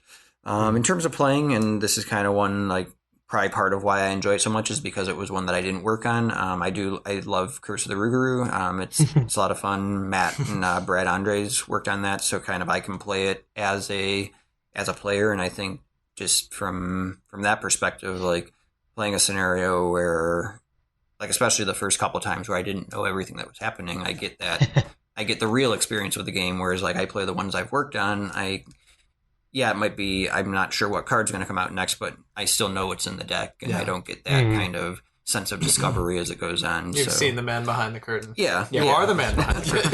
Yeah. It's definitely true. So yeah, I think in it, but it's a really well done scenario, and there's a lot of cool stuff going on. So yeah, that's probably my favorite one to play right now. Cool. So for me, I totally agree with everything Nate says about that first scenario, and it's really close for me. And I think we did a great job on that first scenario, but the one I'm most proud of is probably the second scenario. Because like we mentioned before, it kind of opens things up and opens the door into the wider world of the game and what the game can do, not just in the movement, but also in, what clues can do and what clues can represent. And I think probably my favorite part of that scenario is just watching reading people's reactions to, I guess like one of the major surprises in the game in general, just the idea that things won't always go the way you expect, and sometimes you'll flip a card over and it'll be something that you didn't expect on the other side, and just the parenthetical note, not all the cultists are going to be in the cultist deck is just so much fun to throw that kind of thing in there. So that's probably the one I'm most proud of. All right, I mean, whatever. The core set's been on a while. Yeah, when you flip that first agenda, I wasn't sure if you were still avoiding spoilers at this point. If anyone is listening to, if anyone's listened to this point in the podcast and they haven't played the core yet, spoiler alert. When you flip that first agenda, that's a cool moment, and it's you haven't even played that many scenarios at that point, so you don't really have like this great backlog of underlying expectation, but it's still just like, all right, whoa, there's a dude here. Yeah. What do I do? Well, I drew him, so yeah. So that, and then also like the overarching strategy of that scenario is really interesting. The first time you play that scenario, the first time you watch someone play that scenario, they're almost a little aimless. They're like, oh, this is cool. There's so many places I can go. I'll go here. What's over here? Oh, they're cool. There's allies. Oh, what happens if I go over here? And then shit Oh my gets god, the real. scenario's almost over and I've only gotten 2 cultists. And then as you play it more, you kind of explore the deeper strategy of it. And that to me that's Arkham. That's the LCG in a nutshell. So I really like that. As far as the one that's the most fun for me to play, it's really tough, but it's definitely a toss-up between both Curse of the Ruger and Carnival of Horrors. They're both just so much fun to play, and they're really deep. And they provide, because they have that full encounter deck of brand new cards, they provide a really like fleshed out experience. And I think they're both just a lot of fun. Carnival probably has some of the best artwork I've ever seen in games. So they really knocked it out of the park in that one. And I love the different masked carnival goers and how some of them, when they're moving from their hunter keyword, they're just kind of like moving in places you're like wouldn't expect, or twice. When you say best artwork, you're not counting my my drawing. No. Okay, I mean, like, want to make sure that we actually pay for. Yeah, Right. We don't pay you for your art. No, you can't put a price on that. Right. Yeah. So I guess it's kind of a non-answer, but that would be my answer. That sounded like an answer to me. Cool. So, guys, do you have any other questions about the game itself before we move on and just kind of get to know the real Nate and Matt? I can't tell you when Diana Stanley's coming out. You know, I actually I thought about asking, but then when there was the whole clearing of marketing thing, I'm like, it would probably be bad form to sneak that one in after I explicitly said we wouldn't ask about upcoming releases. Well, I decided Who's to. Diana Stanley? Oh, this is it. No. There it is. That's the real answer. Guys, there is a disconnect button. I want to remind you. I do have. I'm sorry. I was just go going to say ahead. I do have another game-related question. If there's no one else that has one, Go for it. okay, Go I'll just for jump in. So I've mentioned a few times on our podcast that I'm the guy who plays what is quote unquote called true solo, which I just refer to it as one player because to me the concept of playing two investigators just doesn't like. It seems like I'm almost cheating. Because I'm just one player. Oh, I'm Nick and I follow rules. The rule book is there for a reason, Sean. But anyway, so when it comes to designing a game, and this, I mean, obviously a lot of this carries over from Lord of the Rings, but designing it for the solo experience, the true solo experience versus the multiplayer experience, there's going to be certain challenges that come to that. How has Arkham Horror itself brought forth either new challenges to the solo experience or made it easier, if at all, to design for solo play versus how Lord of the Rings was? I think it's definitely easier to design for solo play in Arkham, partly because of the way that clues work and how clues scale so well with the number of players. But also, like we were mentioning before, the different resolutions. If you're running through a scenario with one character, you can expect to have some kind of path to an ending, even if it's not the best ending. It's not like in Lord of the Rings, you get to the end of the Battle of Pelennor Fields, you have to kill the Witch King. You just do, because that's how the story played out. And if your deck is not good at killing, then you're going to have trouble in solo. And that's there is an element of that in Arkham, where if your deck is not good at killing monsters, you will find it difficult to kill monsters. But you can make it through the entire core set without killing a single monster. Sure. I mean, it'd be hard, but you can do it. So that, in that sense, it's provided or allowed us to explore different ways of like having, you can take a solo investigator through the game and not necessarily have to rely on other people, even though having other people around would be cool. Yeah, you have degrees of success. It's not just an all or nothing thing on each stage. As far as additional challenges, I think the only thing that comes to mind for me is there are certain card ideas that are fun that kind of require multiple investigators. Sure. And tempering, like teamwork, for example, in the Dunwich box. Not really a solo card. So kind of tempering that with like the expectation that solo people are going to be playing this game and they're going to want to be thrown a bone as well. But also multiplayer people will be playing this game and they will also want to be thrown a bone. And there's a lot of cool card ideas, card concepts that you can only really do with multiple investigators, and other card concepts that you can only really do with solo investigator. And, you know, using a tempered hand and making sure that everybody is happy when they open up a Mythos pack, there's something for them. Each investigator not in this game. Each investigator not in this campaign takes one trauma. Love it.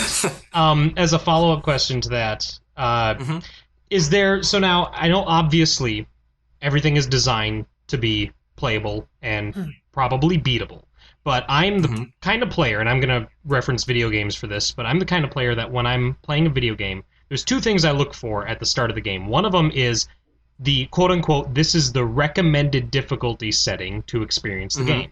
The other one is, this is the hardest, or this difficulty is unbeatable. It was not designed to be beatable. There's a lot of games that I play that have both of those as qualifiers to their difficulties. So, already saying that I'm a true solo player, in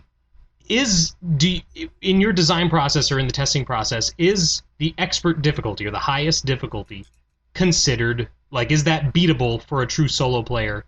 Or has anyone beat it that you're aware of? Like, I can tell you with 100% certainty it's beatable. Okay, perfect. At multiple player counts. You just have to get super duper lucky. I've done it, so it's beatable. Okay. All right. It wasn't easy. But yes, I don't expect it to be. It is. It wasn't designed to be. A lot of people thought that. I think when the game was first announced with like these 4 difficulty modes, a lot of people thought that expert was like this, almost ludicrous, ludicrously like, oh, it's for in 5 years when. When people have this full card pool and they go back. And that is definitely partially true. Like, we want people to be able to play these scenarios forever and always feel like even with this huge card pool, they can go back and have a fun challenge. But it's also totally beatable right out of the core set, expert mode. It just requires a sort of... it requires a different line of thinking. And the easiest way for me to describe it is like the XCOM line of thinking of prepare for your things to go bad. And if you prepare for everything to go bad, you'll be prepared when it does go bad, because it will go bad. That kind of line of thinking of like, wait, hold on. But when do they go good? Like, before I commit cards to this test, what'll happen if I fail? And like think about that. Yeah, Nick, you don't chuck a fight test against a retaliate boss when you're 1 down on the fight test. No, you don't. I do. I'm aware. But anyway, yeah, it definitely requires a level of tactics and luck, but also a level of all right, I said luck. A level of tactics and strategy, but also a level of luck. So don't expect to beat it on your first try if you're going to play expert. Oh, I haven't. Does that answer your question? It does, yeah. And I love that you brought XCOM into it, because if there's anything I love, it's a game that's built on your failures, and XCOM is exactly that.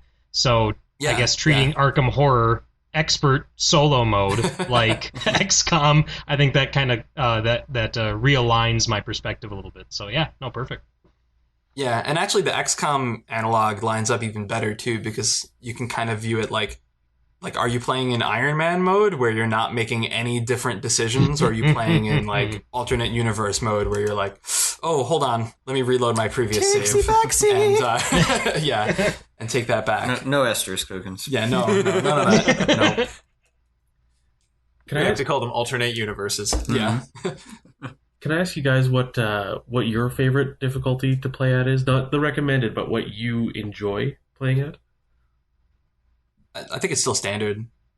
Standard is the difficulty that we play tested the most, and it's definitely the difficulty that I think offers the most of what the game is trying to do in terms of like you want to commit cards to tests to improve your odds. And in standard, if you commit even just a few cards to your test, it dramatically improves your odds while still also supplying you with a level of like, this could still go bad at any moment. Right. And even just the bump up to hard changes that, in a way that bumps up the difficulty. So I still think standard is personally my most enjoyable, although I also play on hard quite a bit. Yeah, I'd probably say I like both. I think I like co-op games more when we're losing and kind of when I'm playing with a group of people. That sounds like a design. Things are, yeah, when things are working against us, and it's like that I can see the scenario working and doing its thing rather than the people just kind of stomping on it. So I probably prefer hard is probably the one that I think is the most satisfying for me. Although yeah, I do agree with Matt that kind of standard is the one where you kind of get the combination of both the narrative experience and kind of the challenge of the game. Yeah. Kind of it's at a fair but still kind of level where you have to think and play your cards right to do well. Yeah, standard is still pretty hard too. Like the major difference between the two is that standard teaches you to commit cards to skill tests. Sure. Yes, it does. Yeah, yeah. So that's yeah. I'm rambling. No, it's and I was gonna say, and there's no like there's no shoot, I totally just lost what I was gonna say. Go on. Well, if it comes to me, I'll say it later. Sorry, Nick, I was loud. That happens to me like once every hour. Oh yes, all right, I got it. If God damn, he was trolling me. I know it. In a cooperative game, it's so easy. This is just to reiterate what Nate just said. But in a cooperative game, it's so easy to that. Like if you win a scenario or an adventure or whatever, or you beat the game, for me at least, there's that moment of what was I missing? Why did that go so well? And that's why I think hard is my preferred difficulty. So I'm with Nate on that. Yeah, but, sure. But yeah. See, I usually feel if that happens to me, I'm like, what rule did I misplay? Exactly. That's yeah. where I'm always at. Where's the keyword on the boss that I didn't see? Mhm. That actually leads me to a funny story where my dad was playing for the first time because I shipped him a copy, and he runs a game night at my old house in New York every week on every Friday, and so he's texting me rules questions every now and then, but for the most part they've got it, they've got a handle on it. So then they get to the very end and he sends me a message like, that seems pretty easy. I remember it being harder the last time I played. I wonder if I was doing something wrong. And I was like, well, you remember to multiply all the values per investigator, right? Like anytime there's a little hat. And he was like, because that's the first thing I think people, when they think it's too easy, that they might have missed. And he's like, no, I did remember that. And I was like, oh, interesting. And the health on the ghoul priest too? And he's like, wait, what? So I'm like, yeah, go back and look at the Ghoul Priest. So they were playing 4-player and with a 5 health Ghoul Priest. It's a little on the easy Yeah. side to put Rex with the Ghoul Priest. They're like, we just ganging up. dogpiled on it and it died. I'm like, go set that 3rd stage back up. Just a little Do it tiny again gold and do it right. I feel Yeah, bad like for the we- Ghoul we- Priest. And we do occasionally get people like who will miss some pretty like in playtesting and thing or something, like the first time they pick up the game and try to learn it, they'll miss something very, very fundamental. Like I think we had one group that missed the fact that you got a free card and a resource each round, and they were playing like, yeah, it's really hard to kind of keep your cards and resources up, and Yeah, that would be. Or It's like survivor mode. or the alternate group that didn't realize you had to pay for cards. yeah. Sometimes you get the opposite too, where it's like What? players will just So Can I play with that group? but like also that stems from like in playtesting, that lets us go back to the rules and be like, hold on, maybe we're not writing this clear enough, Yep. and revise the rules based on that. So it's helpful feedback, even if it is like, wait, what? You did what now? Right, exactly. All right. Well, I'm gonna go ahead and switch gears here. This is gonna sound like a super like inside the actor studio type Sure. question. But what scares you? What scares you? I knew it. I am curious to see, no, you know, yeah, if like it was actually funny that this came up because the very last episode that we recorded, I ended up just inadvertently sharing several of my phobias. Chief among them being brown jenkinophobia. Sorry, what? Brown jenkinophobia. It's a fear of brown jenkin. Oh, okay. It's a very specific phobia. It is, but I have The it. reverse is the but I'm love of just Brown Jenkin, which I have. Oh god. Does anything scare you, Nate? I think I think I may have even brought this up kind of in one of our other podcasts, maybe in a slightly different context. But I kind of think the two things that like I guess the thing that scares me the most is boredom. Like boredom is kind of maybe scares the wrong word, but dread, and then I think isolation and loneliness is also kind of a legitimate fear that like you could have. So those are probably two big ones. I used to work in restaurants, so I'll occasionally have nightmares that I'm once again waiting tables at a Steak and Shake again. So that's terrifying. So maybe that'll show up in a scenario at some point. That's great. The Steak and Shake scenario. Yeah. I still get the waiter nightmares too. Those are the worst. Losing my teeth is something that kind of like I have this. I'll occasionally have a dream where like all my teeth are falling out, and that's like all really freaky. That's a pretty common nightmare. Yeah. Is it? Yeah, I heard that's weird. like one of the more common nightmares. Yeah. Yeah. So I get the one where I'm trying to like jump away from the monster that's like right behind me, and all I can do is like float jump. What? Like I'm like running as hard as I can, but every time I put a foot down, it's just like a ballerina. That's a somewhat less common So- dream. Nate picked out some of the deeper, more metaphysical fears. Yeah. Mine are a lot more like bugs. I hate bugs, spiders especially. Oh my god, I can't even think about it. I'm also like pretty deeply claustrophobic. We went caving once, me and my friends in college, and it was probably the most terrifying experience of my life. Oh. So my decision to have us record this podcast under my table was a good one. yeah, definitely. So yeah, that kind of thing. I think that's about it. Like tunnels and like underwater. What's it called? Fear of the ocean. Thalassophobia. Yeah, Thalassophobia. screw that. Oh god, it's terrible. Yeah. And and like I, draw upon those sometimes. Like when I was designing the Dream Chaser cycle, that's where like The thing in the depths. the thing in the depths, and That whole the pack made me uneasy. underwater locations in the underwater grotto, and just the idea of being trapped underwater in a cave. You can't surface because you're in a cave, and it's dark, and it's like I was reading. And there's eels. I did research into like there's like this one cave that's like the most dangerous underwater cave in existence. That like there's a big sign in front of it that says it's not worth it. Don't go any further. You will die. because people are stupid. No, yeah, and like it's crazy. Like there's this one room that's like even if you have headlamps, you can't pierce the darkness because it's like filled with like sulfur or something, some material Like that's some like kind of obscuring. particulate? Yeah, it's like very like misty, and then there's like it's not seaweed. I don't know the exact thing, but it's like this. It like clamps onto your feet at the bottom of the pool, and then just keeps you there, and you can't. So it's surface. hell. Oh my! You can't get out. It's basically hell. Sulfur with grabbing tentacles. Oh my god! I don't know. I might be like missaying some of the stuff I that's. feel like that might be the lair of some errant sea witch. It's pretty Sounds bad. like it. Yeah, it's pretty bad. Another one I have tornadoes. Oh. I do have. I do occasionally. Because you grew up in like Tornado Alley, didn't you? Or They would did get them always. that far? I've actually never seen one. Like they would always kind of like we'd always have tornado warnings in like the part of Ohio where I lived in, and it would be like there's this line of green clouds on the TV with tornadoes that are coming, and I see them coming towards my house, and it's like.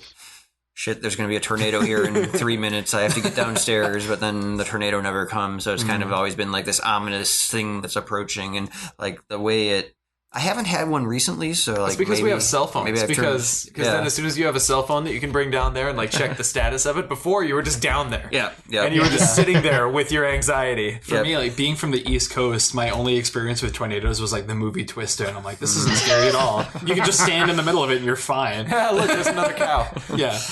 Yeah. So like the kind of the way it's manifested kind of in like, I guess, dreams/nightmares for me is like I'll occasionally just be having like this random dream. Like I get in the car and I'm going to go to a poker tournament and I'm driving up the road and then all of a sudden I see down the highway there's a Surprise tornado coming tornado! down in the cloud. So I'll like turn around and try to drive the other way, but then I'll see like 3 more down that way and I God. won't know where to go and it's like they're closing in and they always come out of nowhere where it's like you have no suspicion at the start where it's like this is going to be the tornado dream. And it's like things are going along and we're playing baseball This and is then gonna be the tornado dream. the ball goes into the woods and you go to look for it and there's tornadoes out there.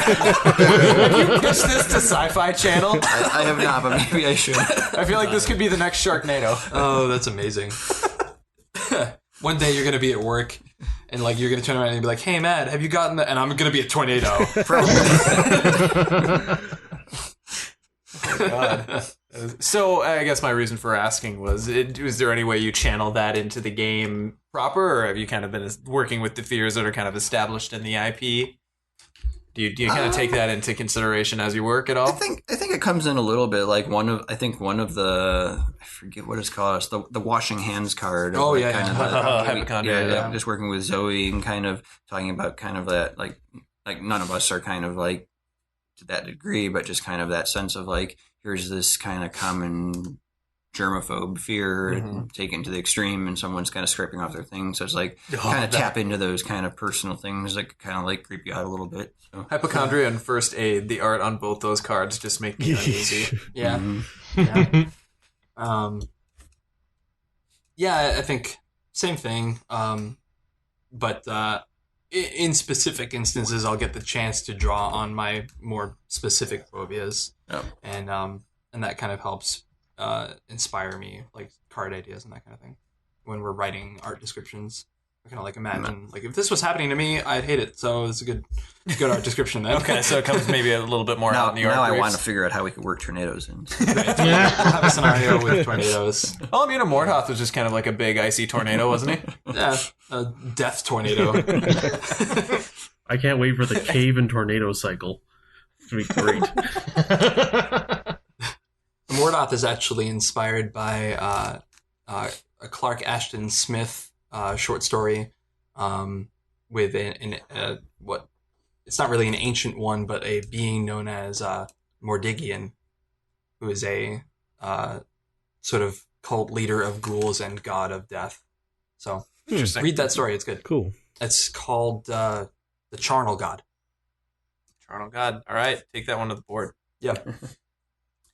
So, and I actually think I've asked both of you this before in our other interviews, but I am always kind of curious, like being where you are, where you're actually, kind of involved in the creation of games, and us sitting where we are is mostly in the consumption. I was going to say consumption. Consumption. That's not a word. The Consumption. consumption of games. Mhm. Does kind of becoming a designer by trade significantly change the way you consume or enjoy games? Can you turn it off for a new game, or are you kind of analyzing the parts as you play a game you've not seen before? I think maybe for a game you haven't seen before, you probably are kind of kind of analyzing and trying to figure out how it's put together and what it's trying to accomplish and how it's going about that. For me, like the games that I work on, I can't really play competitively anymore. It's just the mindset shifts so strongly. Like to play a game competitively, you kind of want to. You're almost looking for the way to play it in a way that takes as many options away from your opponent as possible and puts them into almost a place where they have to do what you anticipate they're going to do, and you want to reduce their experience to the bare minimum. Whereas when you're working as a designer, with one of your own games, you're almost trying to circumvent the ways by which you can do that because you don't want it to be too easy for someone to offer as many interesting options as possible. Yeah. So he says after completely destroying us in Thrones like an hour ago. To be fair, that was my min-max start deck that took us down. Yeah. So yeah, you're in such a completely different mindset, and like if you're trying to play a game that you work on competitively, you're almost like fighting with yourself, and that like in one case you're trying to open it up and make it as lively as possible for everyone, and at the same time that if you're really trying to compete them, you're trying to crush their soul and make it so they don't have anything to do. And but I think as far as like, so yeah, it's really hard to play a game that I work on competitively in the same way that like I play poker or chess, or that when before I worked for FFG, I played Thrones competitively.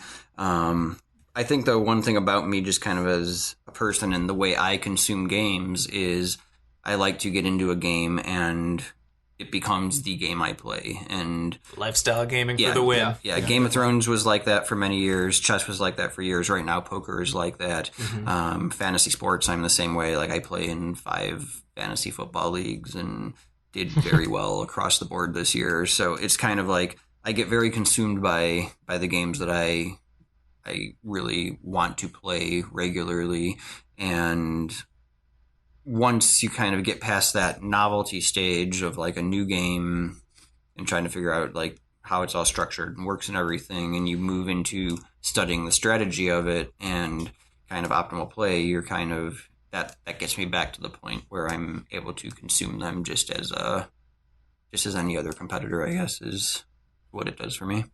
Yeah. For me, something changed when I got hired at FFG, but it maybe not in the way that you might expect. For me, like growing up in the environment that I did with my dad designing board games and me always being interested in the industry and fancying myself an amateur designer, I always kind of looked at games from a design angle and been like, oh, I would have done this, or oh, this is cool, I really like this, and that kind of thing. In a way that's almost kind of annoying because I can't always turn it off. Right.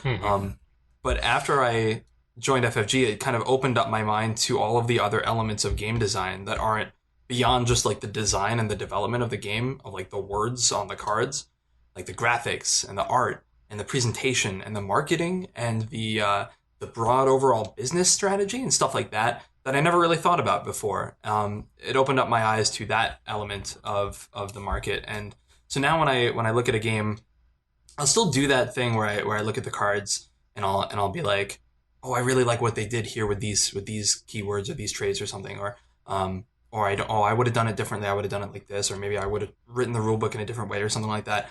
But I can also learn to appreciate almost every game now in some way, shape, or form, and learn to love it in that regard, which is something that I was never able to really do before. It's made you slightly less discriminate in that way. Yeah, definitely. No. It's allowed me to separate the different facets or aspects of a game's overall look and appreciate them in different ways, and learn to love every game that I've played recently, honestly, for what they are. Awesome. Yeah. And sometimes there'll be a game it's just not for me.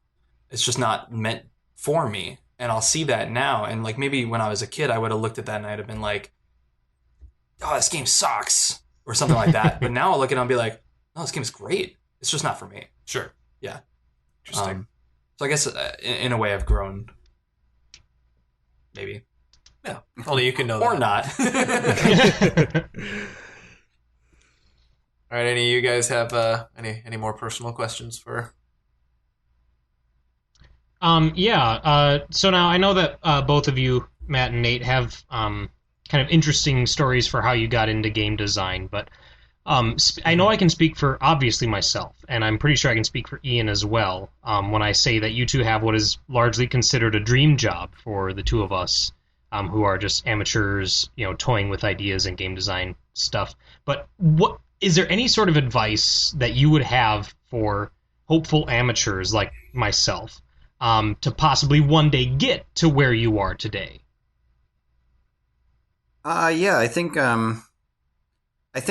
for me probably the thing that worked out in my benefit was that I was preparing for the job long before I knew it was something that I was going to do or wanted to do or would ever have the opportunity to do.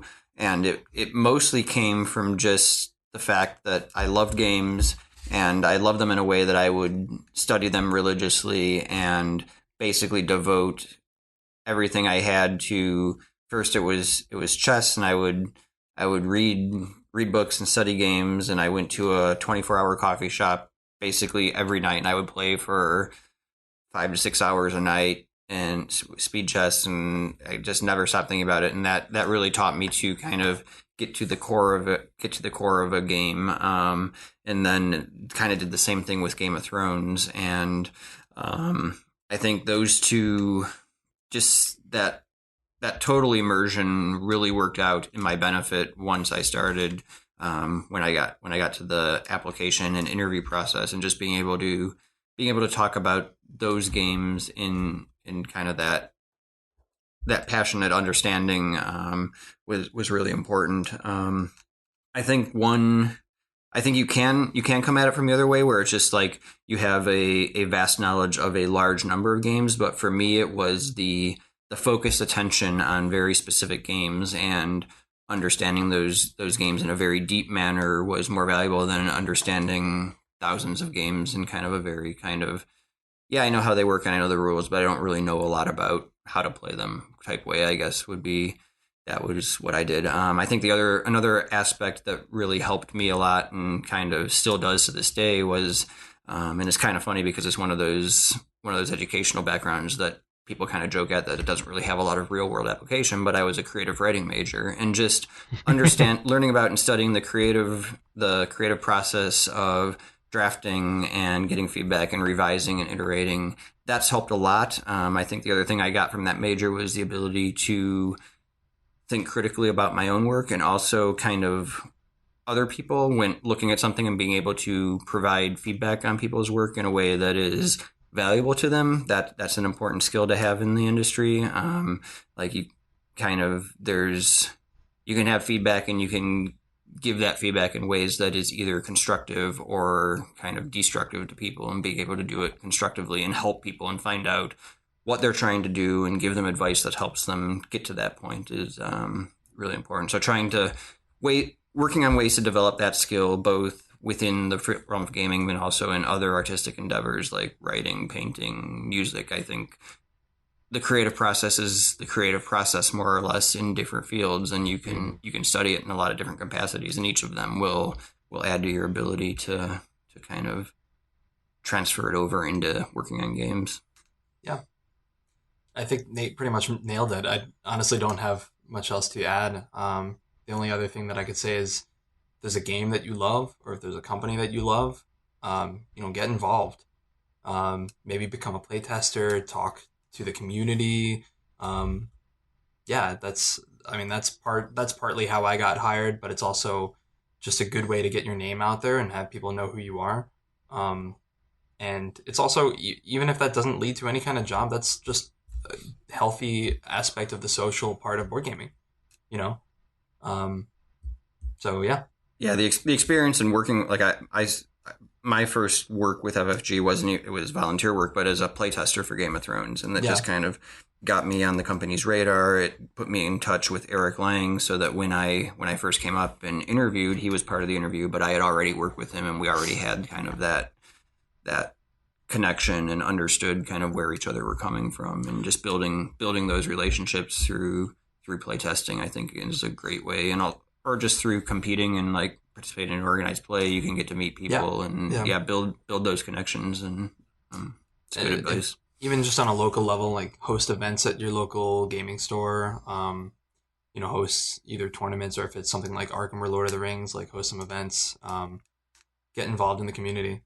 Yeah, I think too. One other thing that's important is, sometimes I think it could be easy to approach the desire to work in the gaming industry in a way where you lose the passion and the enjoyment for the hobby. So it's I think always maintain kind of your connection with why you love it. And I think that's something that pretty much everybody at Fantasy Flight has done. It's not just a job to anybody. Everybody who's there loves what they do. They are still hobby game enthusiasts, and having that passion and working on something you love is an important part of, I think, what it takes to succeed in the industry. So maintain touch with everything you love about gaming.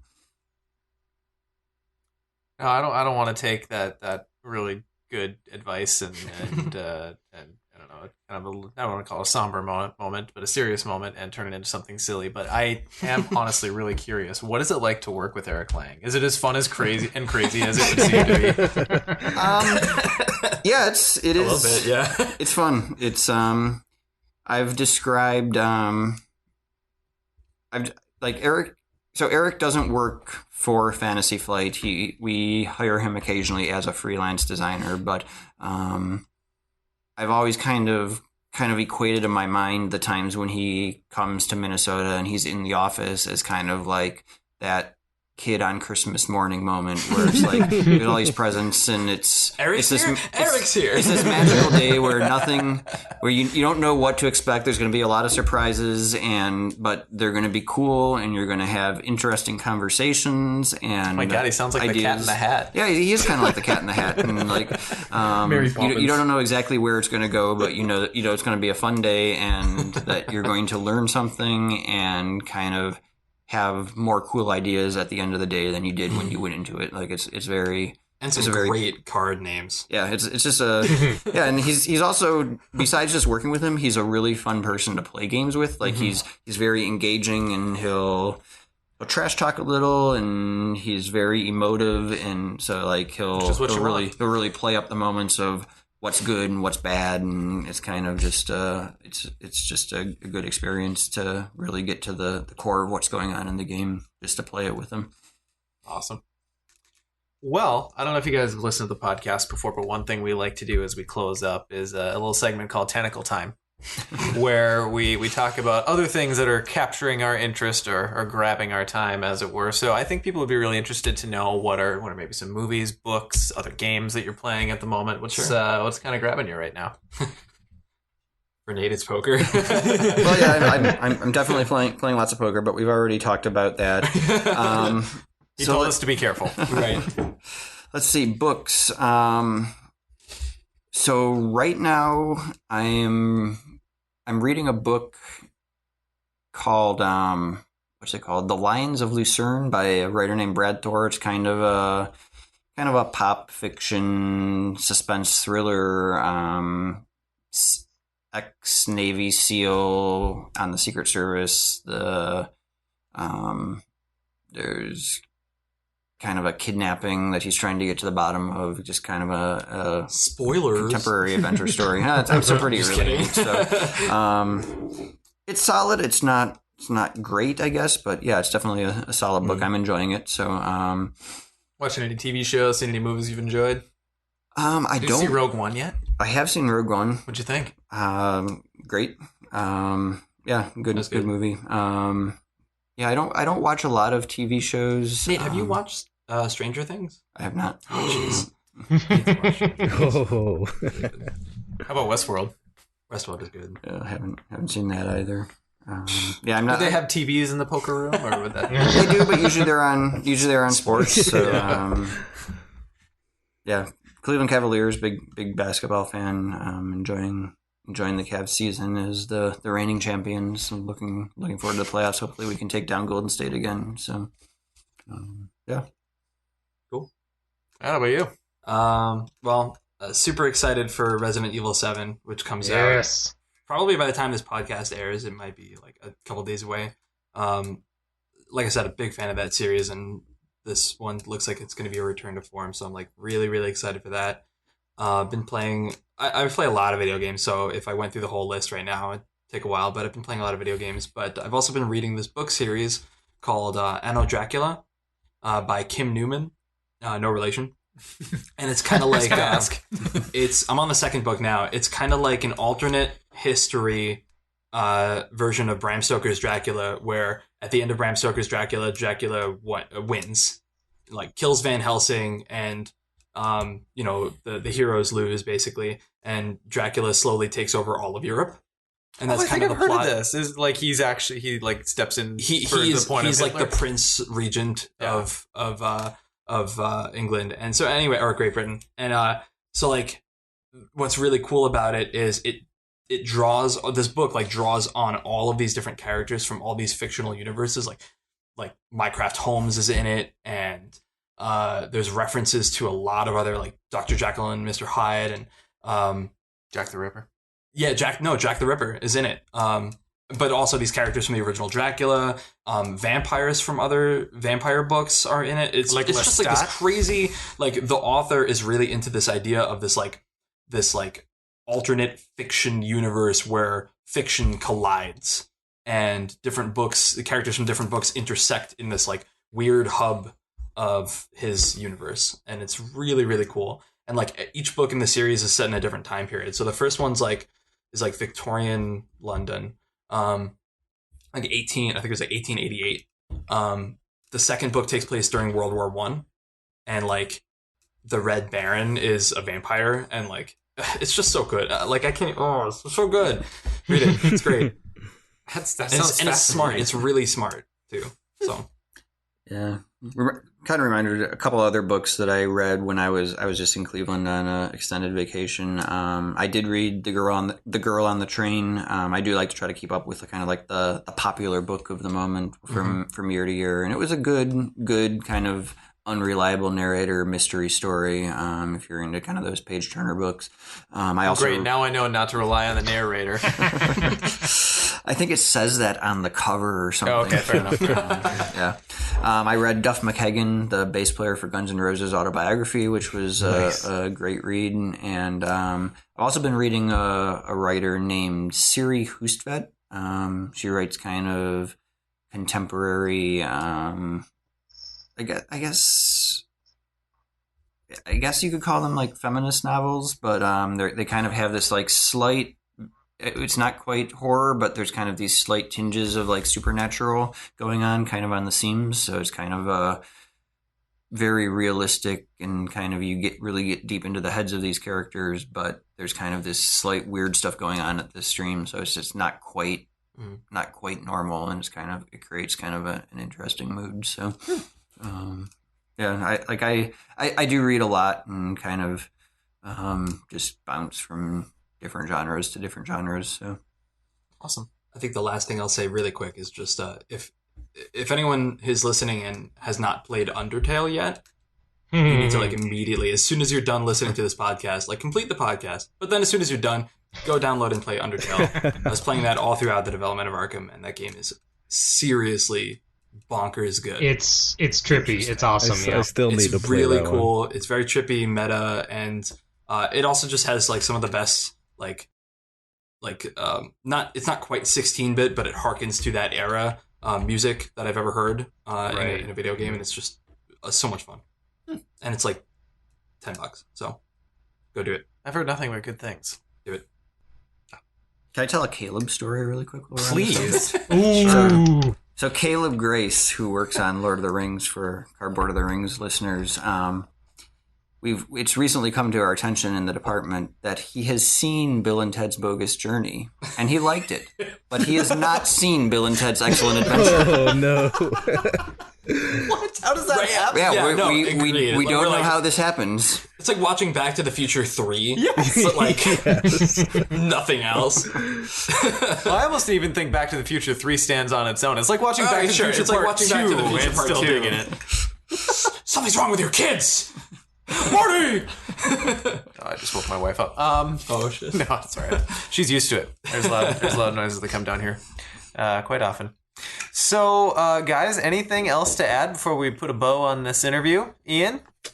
I don't think so. Just thanks for coming on and sharing about the game with us. It was a lot of fun. Yeah, it was fun. Thanks for having us. Nick? Specifically, thank you for the card, The Strange Solution, because just the fact that exists shows that I have... Yeah, I have 150% faith in where this game is going with you two behind it. So thank you very much. And Scott? I gotta say, same as Nick, thank you for Strange Solution, and I hope that you do not use it until, like, the 6th pack of the 4th cycle. So bad. Oh, jeez. And it's like the end story. I hope it shows up multiple times. Never use it. It's like Chekhov's gun, but Chekhov died. We'll use it in a different game. Oh my god! Oh my god! In the middle of like just some random scenario in Mansions of Madness or something. It should show up in Lord of the Rings. Just blows up in Aragorn's face. Search the collection. Your game collection. Yeah. If you have identified the solution, go put it in your Eldritch Horror box. Kind of reminds me of the Chuck Norris custom card that someone made for Lord of the Rings. It's like actions, like choose a game in your collection, you win that game. Yeah, that one was amazing. Well, anyway, thank you for having us. Yeah, guys, thank you so much for coming. This was a great time, and congratulations on the game. It has done extremely well. I've heard nary a bad word about it, so congratulations on that end, and looking forward to where it goes from here. Thank you very much. All right, well, we'll turn it back to the regularly scheduled us for Tentacle Time. Hey guys, this is the regularly scheduled us. And I think past Sean got a little overambitious. So we're actually not going to do Tentacle Time this week. I think my cohorts here approve. I had so much stuff planned. Yeah. I had nothing planned, so that works out great. If we're not careful, Tentacle Time is just going to become its own podcast. So I think we need to high and tighten it up a little bit. But anyway, so I really thought that interview went amazingly. It was really cool to pick the brains of Matt and Nate. Particularly, I loved it when Nate kind of went off on his kind of philosophical bit about balance. Like, what is balance? Like, it was really cool to see, like, I don't know, the card, I think maybe the last 5 out of the last 6 card games I've played, he designed, so it was really cool to kind of see him pontificate on something that abstract. So, anyway. He's really a philosophical designer. And it's really cool to see, and you can kind of see it, his influences in his card games, and then you have these other designers that kind of come in and solidify that philosophy. I mean, I'm sure he can too, but he kind of sets that groundwork, and yeah, it's really incredible. Yeah, you could tell just from the conversation with him that he definitely saw it from a different perspective than a lot of us, or a lot of what you would expect regular designers to see it from. So he's a very unique individual. Yeah, he's a character. All right, cool. Well, thanks for joining us, guys. Hope you enjoyed the interview, and definitely come visit us next time. Oh, yeah, okay. One thing I did want to mention is Scott, Ian, and me have started, I is the correct pronoun there, have started our card reviews finally. So you can find those out on the Mythos Busters YouTube channel. It's our sub-series called the Miskatonic AV Club. We've got the first half of the core out there as of this recording, and hopefully within the next week or so, we should have the second half out there. So go ahead and subscribe and check those out. We'll definitely continue to supplement. Wow, words tonight as releases come out. We just got out of a 2-hour interview, so good lord. And definitely join us next time where we finally break the gag order on the spoilers for the first campaign, because we're finally going to talk about it, and from here on forward, we are not going to care about core set spoilers. So look forward to that. Guys, we'll see you next time. Thanks for joining us for episode 9 of Mythos Busters.